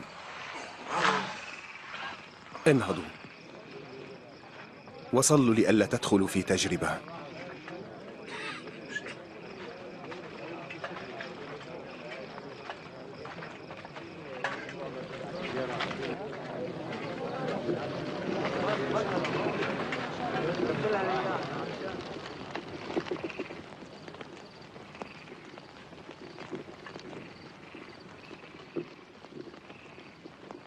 يهوذا،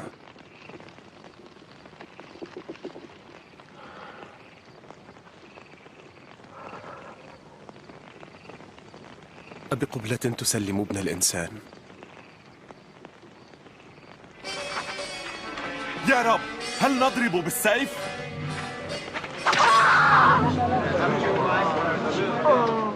هيا اقبضوا عليه. كفى يا بطرس.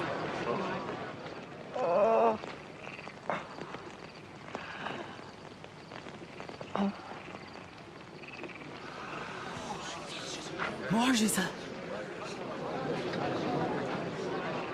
هل أنا مجرم لتأتوني بعصيكم وسيوفكم؟ في كل يوم كنت معكم في الهيكل ولم تمدوا علي الأيادي، لكن هذه ساعتكم، أنتم وسلطان الشر.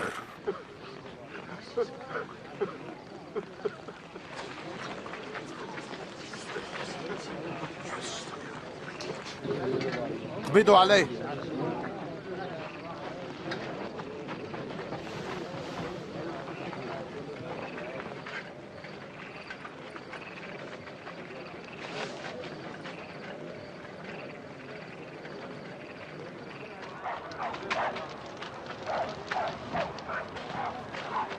احرسوه جيدا. وكان الجنود الذين يحرسون المسيح يضربونه ويهزؤون به. هذا هو الثوب الملكي. تنبأ لنا بما سيحدث. هل ستخلصنا يا صاحب الجلالة؟ هل ستخلصنا؟ هذا الرجل كان مع يسوع. لست أعرفه يا امرأة. رأيتهما معا.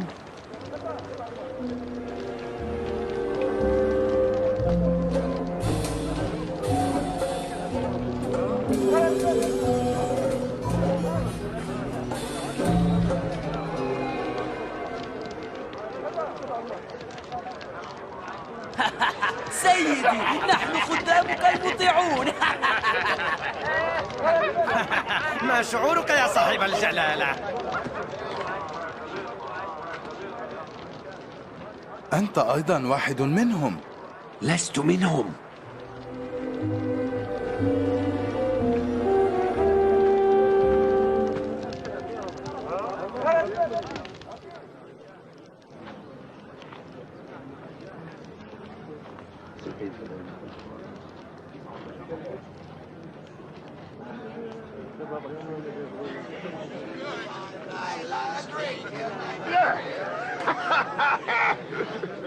أنا متأكد أن هذا الرجل كان مع يسوع، كما أنه من الجليل. انصرف. لست أدري عما تتحدث.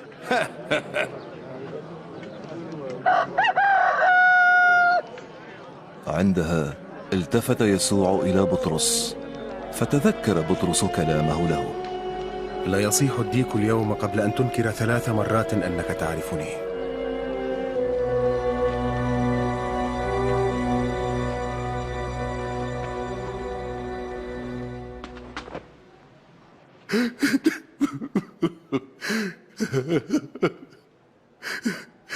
يا رب، أتوسل إليك، افعل بحسب عظمة قدرتك يا رب. يا رب، أنت الذي غفرت لآبائنا لما عصوا كلامك. يا رب، غضبت عليهم لكنك لم تفنهم، من أجل محبتك لهم وعهدك معهم وأمانتك أبقيتهم، فاغفر لي.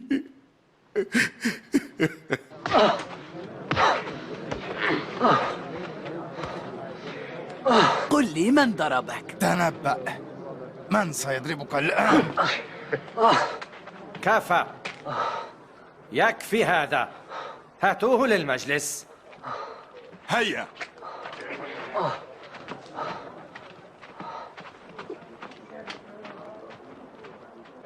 واجتمع رؤساء الكهنة والكتبة وشيوخ الشعب ليستجوبوه.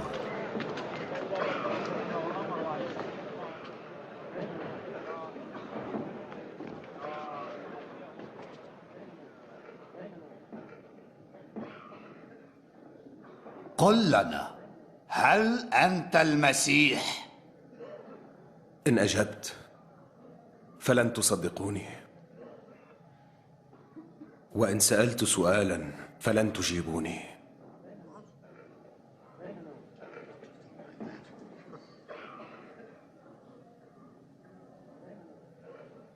منذ الآن هو ذا ابن الإنسان يجلس عن يمين عرش الله.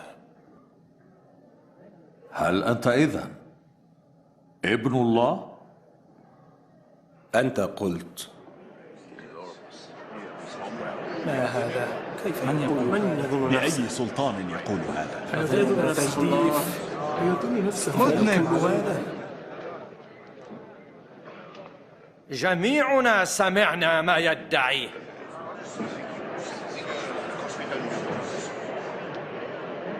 سنأخذه إلى بيلاطس. نأخذه إلى بيلاطس. هو يعلم. نعم، خذوه من هنا.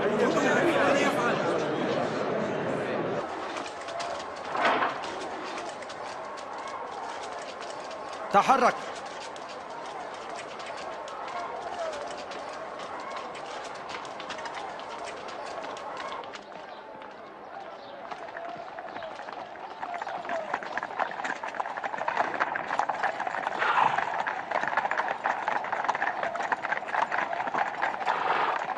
فجاءوا به إلى بيلاطس أكثر حكام الرومان قسوة، وكان قد صلب قبله آلافا من الناس.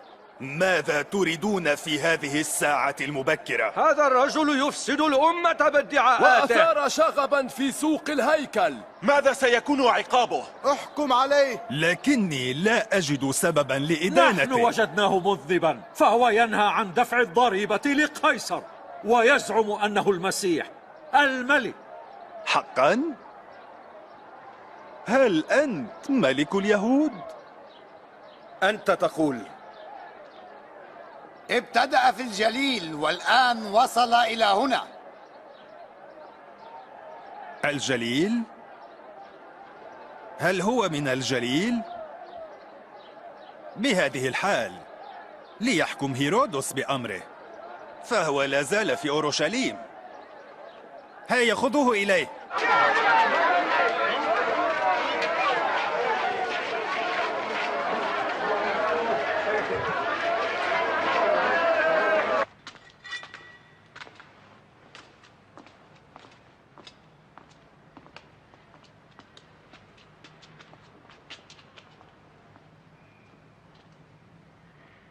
ماذا تقول عن نفسك؟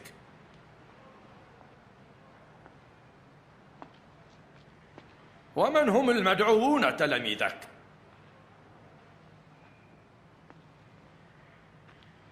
سمعت أنك تصنع المعجزات.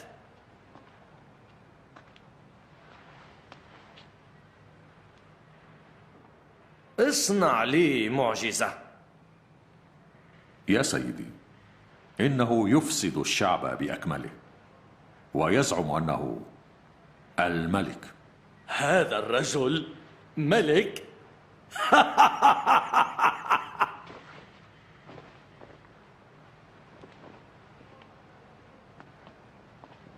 يا صاحب الجلالة،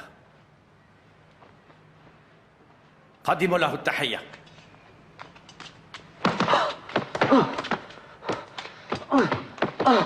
أعيدوه إلى بيلاطس، فهذه ولايته.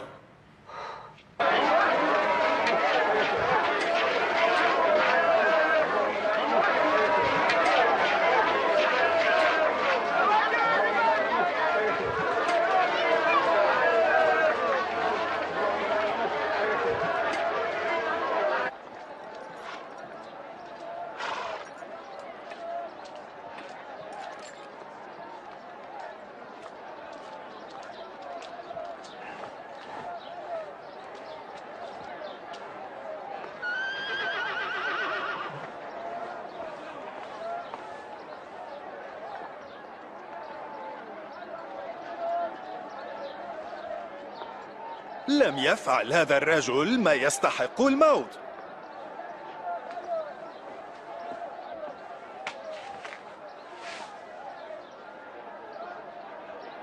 سآمر بجلده وأطلقه. أيها الوالي، لقد اعتدت أن تطلق لنا سجينا في عيد الفصح. أطلق لنا باراباس. نعم. وخذ هذا الرجل. نعم، أطلق لنا باراباس.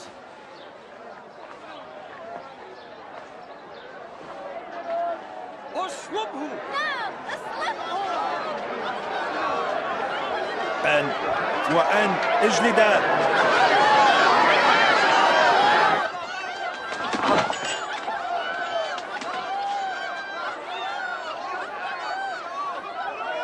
ماذا تنتظر يا بيلاطس؟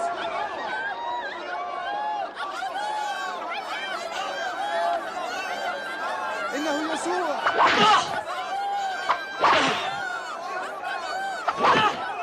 لماذا تعذبوني هكذا؟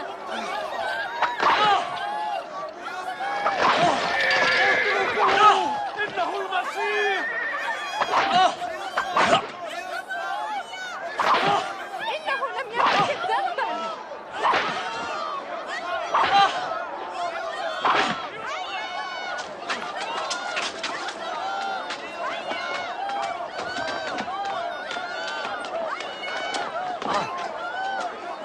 ارفعوه. واستمر الشعب يردد بصوت عال: اصلبه اصلبه، حتى استجاب بيلاطس لطلبهم وأطلق سراح باراباس المجرم الذي كان مسجونا بتهمة القتل وإثارة الفتن، وحكم بصلب يسوع المسيح.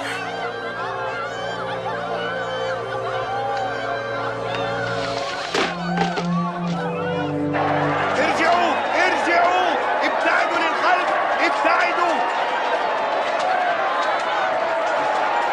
افشعوا الطريق. ارجعوا ارجعوا، ابتعدوا للخلف، ابتعدوا. افشعوا الطريق. ابتعدوا. افشعوا الطريق. تحرك حين آمرك. انهض انهض.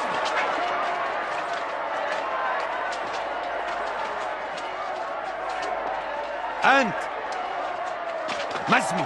سمعان القيرواني سيدي. تعال إلى هنا. اقطعوا الحبال.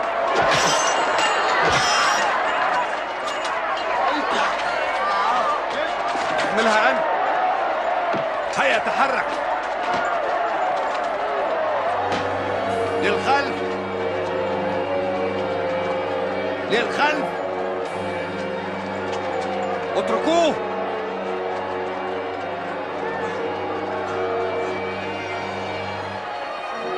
افشحوا الطريق.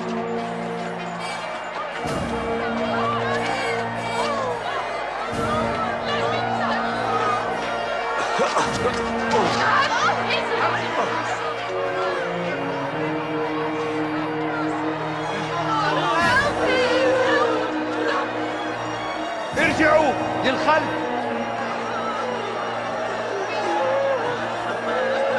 للخلف.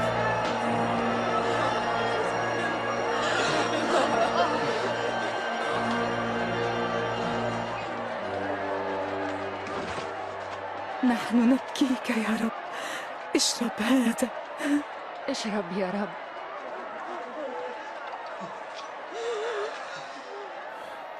يا بنات أورشليم، لا تبكين علي، بل ابكين على أنفسكن وأولادكن. إن كانوا بالعود الرطب يفعلون هذا،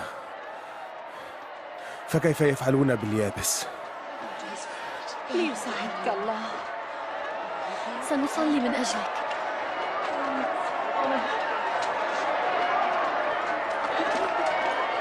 تحرك. ابتعد بسرعة. تحرك. أسرع أسرع. تحرك تحرك. هيا تحرك بسرعة. هيا بسرعة. امشوا. وأنت تحرك بسرعة.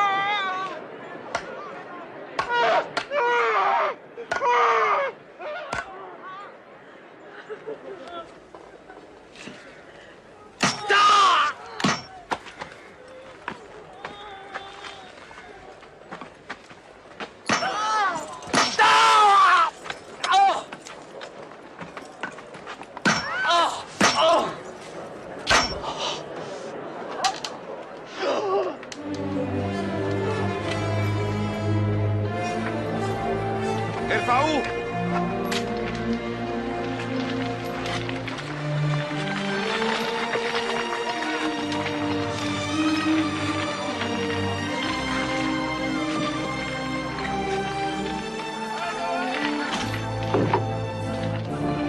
ثبتوه.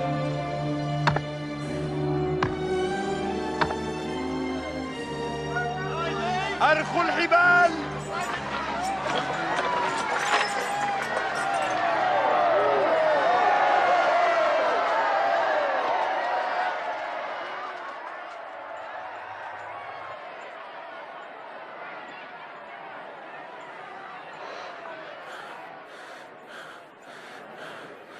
يا أبتاه اغفر لهم،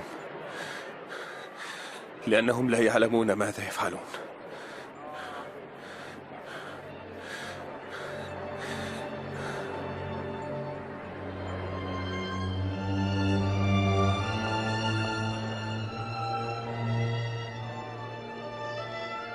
خلص كثيرين، فليخلص نفسه. نعم، خلص نفسك إن كنت أنت المسيح. انزل من على الصليب. اصنع إحدى معجزاتك.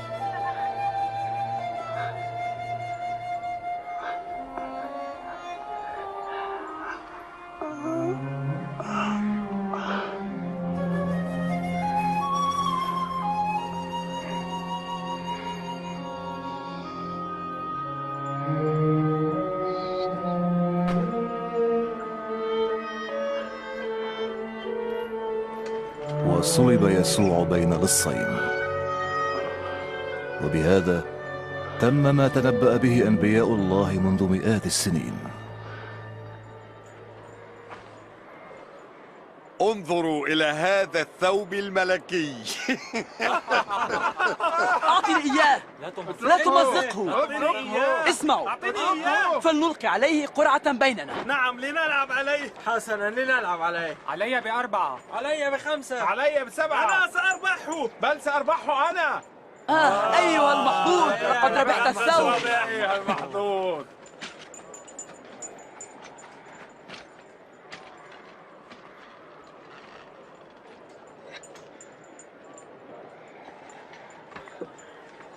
ووضعوا فوق رأسه لوحة كتب عليها: هذا هو ملك اليهود.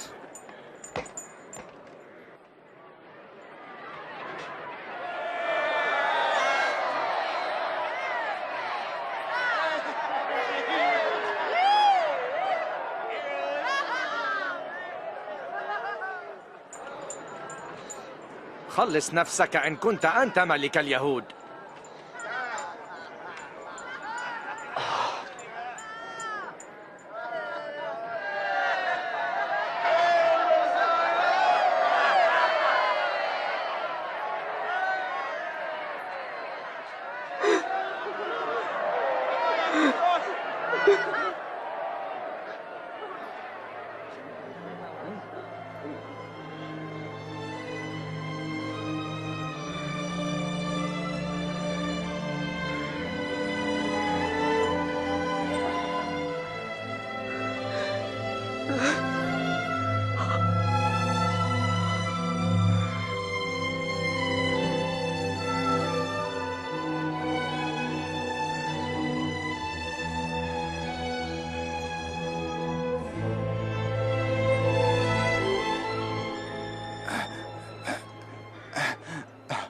ألست أنت المسيح؟ خلص نفسك وإيانا. ألا تخاف الله؟ لقد نال نفسه عقابنا، لكنه لم يفعل ذنبا.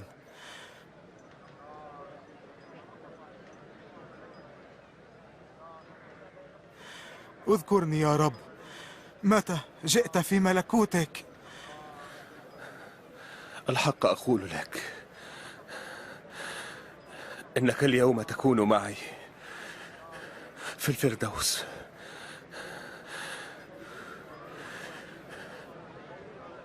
كان الوقت ظهرا، وفجأة حل ظلام على الأرض ل3 ساعات حتى الساعة 3 بعد الظهر.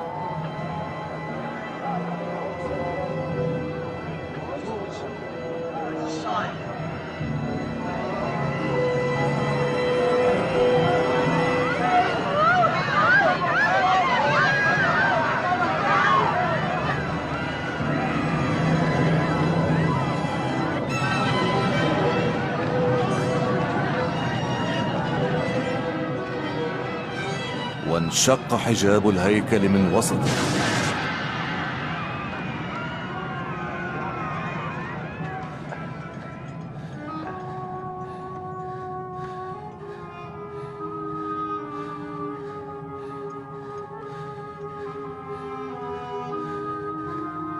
يا أبتاه، في يديك أستودع روحي.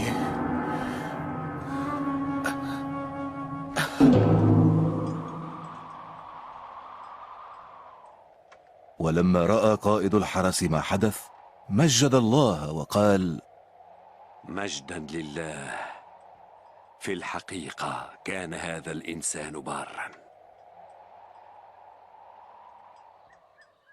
وكان رجل صالح اسمه يوسف الرامي عضو في مجلس الشيوخ لم يكن موافقا على صلب المسيح، فذهب إلى بيلاطس وأخذ إذنا كي ينزل جسد يسوع ليدفنه قبل حلول السبت قبل المغيب.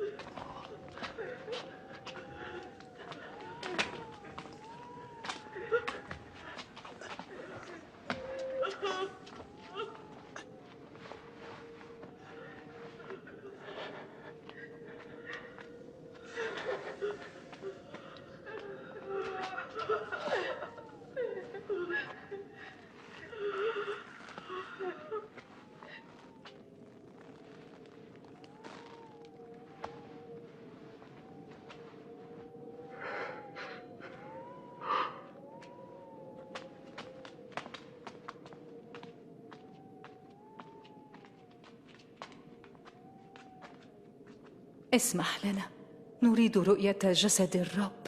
حسنا، لكن هيا، فالسبت يدنو.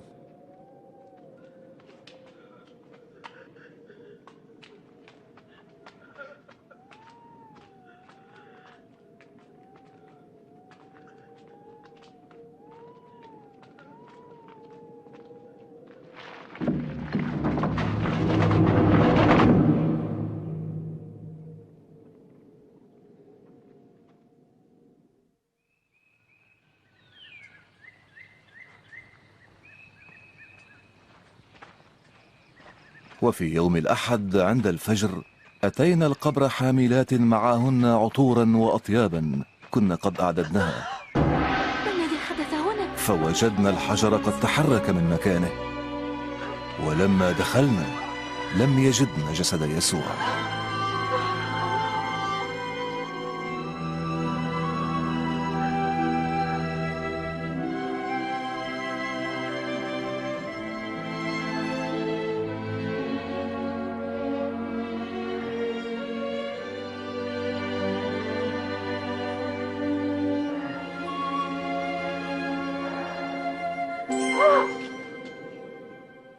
لماذا تطلبن الحي بين الأموات؟ ليس هو ها هنا، لكنه قام. اذكرن ما كلمكم به حين كان بعد في الجليل: سيسلم ابن الإنسان ليد الأشرار فيصلب، وفي اليوم الثالث يقوم حيا.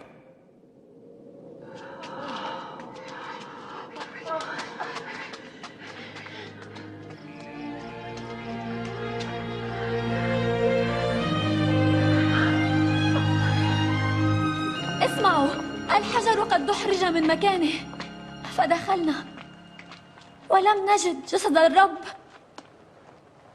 هناك. ماذا؟ جسد الرب اختفى؟ ثم فجأة ظهر لنا ملكان يلمعان مثل الشمس وقالا لنا: لماذا تطلبن الحي بين الأموات؟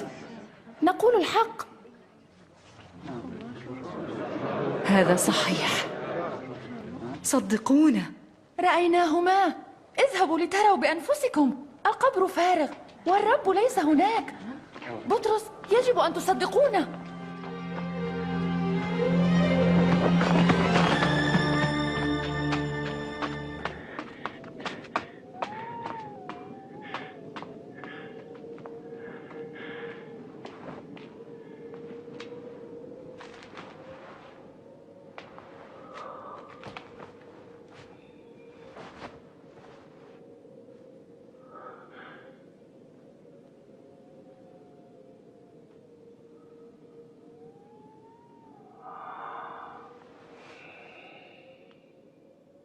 وظهر يسوع المسيح لاثنين من تلاميذه، فرجعا بفرح إلى الآخرين: لقد قام الرب حقا، وقد ظهر لبطرس.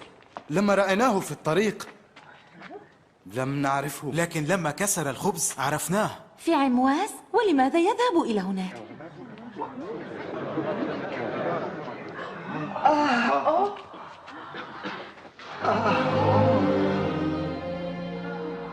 سلام لكم.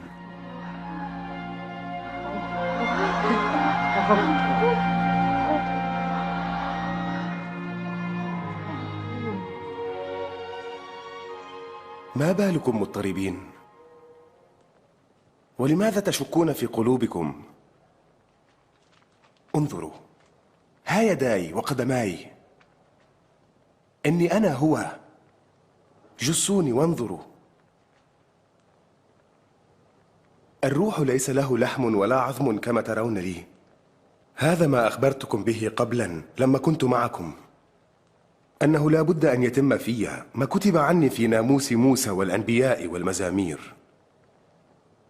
هذا هو المكتوب: إن المسيح سيموت ويقوم في اليوم الثالث، وسيكرز باسمه برسالة التوبة ومغفرة الخطايا لجميع أمم الأرض، بدءا من أورشليم. وأنتم شهود لذلك. وها أنا أرسل إليكم وعد الله الآب، فامكثوا هنا حتى تلبسوا قوة من الأعالي.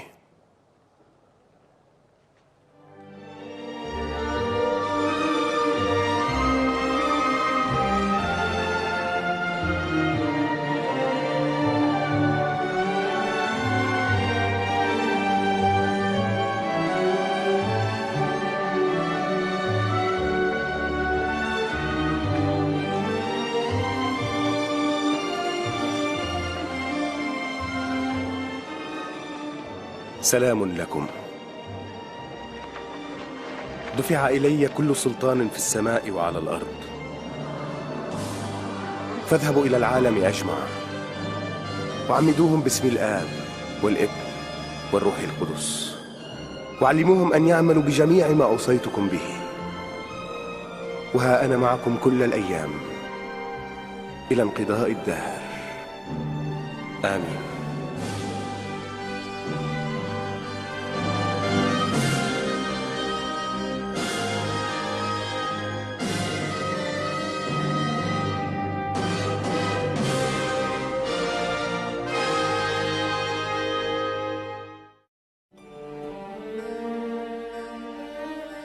في الكتاب المقدس يعلن الله أن المسيح سيأتي ليكون مخلص هذا العالم، وحياة يسوع تقدم لنا الدلائل على أنه كان حقا من تحدث عنه الأنبياء. فإشعياء تنبأ بأن العذراء ستحبل وستلد ابنا، وبعد قرون كانت ولادة يسوع تحقيقا لهذه النبوة. أعلن الكتاب المقدس أيضا أن القدوس المولود من العذراء سيدعى ابن الله، وهكذا كان يسوع ابنا لله، ليس من منظور جسدي طبيعي بل من ناحية روحية. ونحن نرى هذا واضحا في الكيفية التي عاش بها يسوع حياته. إذ شفى المرضى وغفر خطاياهم وردهم إلى الله، واعدا إياهم بنصيب في ملكوت السماوات، ثم قدم نفسه ذبيحة للتكفير عن خطاياهم، وقام ثانية قاهرا الموت. قال يسوع عن حياته: ليس أحد يأخذها مني، بل أنا أضعها من ذاتي. لم تتمم حياة يسوع نبوات الأنبياء فقط، لكنها أكدت أيضا حق كلمة الله المقدسة، فقد قال الأنبياء قبلا: إلى الأبد يا رب كلمتك مثبتة في السماوات. ويسوع نفسه قال: السماء والأرض تزولان لكن كلامي لا يزول. جاء يسوع ليمنحنا ملء الحياة، لكن الإنسان عصى الله في جنة عدن مختارا أن يحيا كما يريد، وبهذا انفصل الإنسان عن خالقه. يعلن لنا الكتاب المقدس أننا جميعا أخطأنا، ويعلن أن عقاب الخطية هو الموت، أي موت روحي بابتعاد أبدي عن الله. لكن كما قدم الله لإبراهيم ذبيحة كبش عوضا عن ابنه، هكذا أرسل الله يسوع المسيح ليموت بدلا عنا، وهكذا أصلحت حياة يسوع وموته وقيامته العلاقة بين الله ومن يؤمنون به. وأولئك من يتبعون يسوع لا ينالون فقط غفران الخطايا، لكنهم قد نجوا أيضا من دينونة الله الأبدية، ضامنين لهم مكانا في الفردوس مع الله إلى الأبد. يقدم لك يسوع اليوم حياة جديدة وخلاصا من سلطان الخطية، وهذا لا يعني اتباع دين جديد، لكنه إيمان بعمل يسوع الذي قال: ها أنا واقف على الباب وأقرع، إن سمع أحد صوتي وفتح الباب أدخل إليه. وهذا يعني أيضا اللجوء إلى الله، واثقا أن يسوع سيدخل حياتك غافرا خطاياك ومغيرا إياك إلى الإنسان الذي يريده. ولا يكفيك أن توافق فقط على ما تسمع الآن أو أن تختبر شعورا عاطفيا، فنحن نقبل نعمة يسوع بالإيمان تعبيرا عن إرادتنا هذه. وحين تكون على استعداد لاتباع يسوع المسيح، فيمكنك عندها أن تخاطبه شخصيا من خلال صلاة بسيطة. قد ترغب الآن بأن تسلم حياتك لله. إن رغبت بهذا فيمكنك أن تصلي هذه الصلاة بصمت في قلبك. أيها الرب يسوع، أنا أحتاج إليك.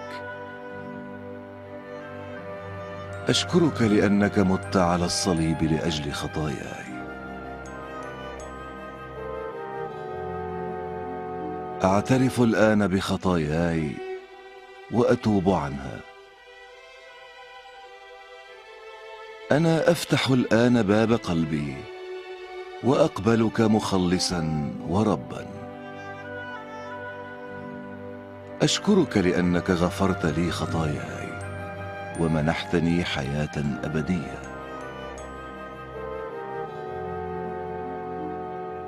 اجعلني ذلك الإنسان الذي تريدني أن أكونه، بينما أصبح واحدا من أتباعك. آمين.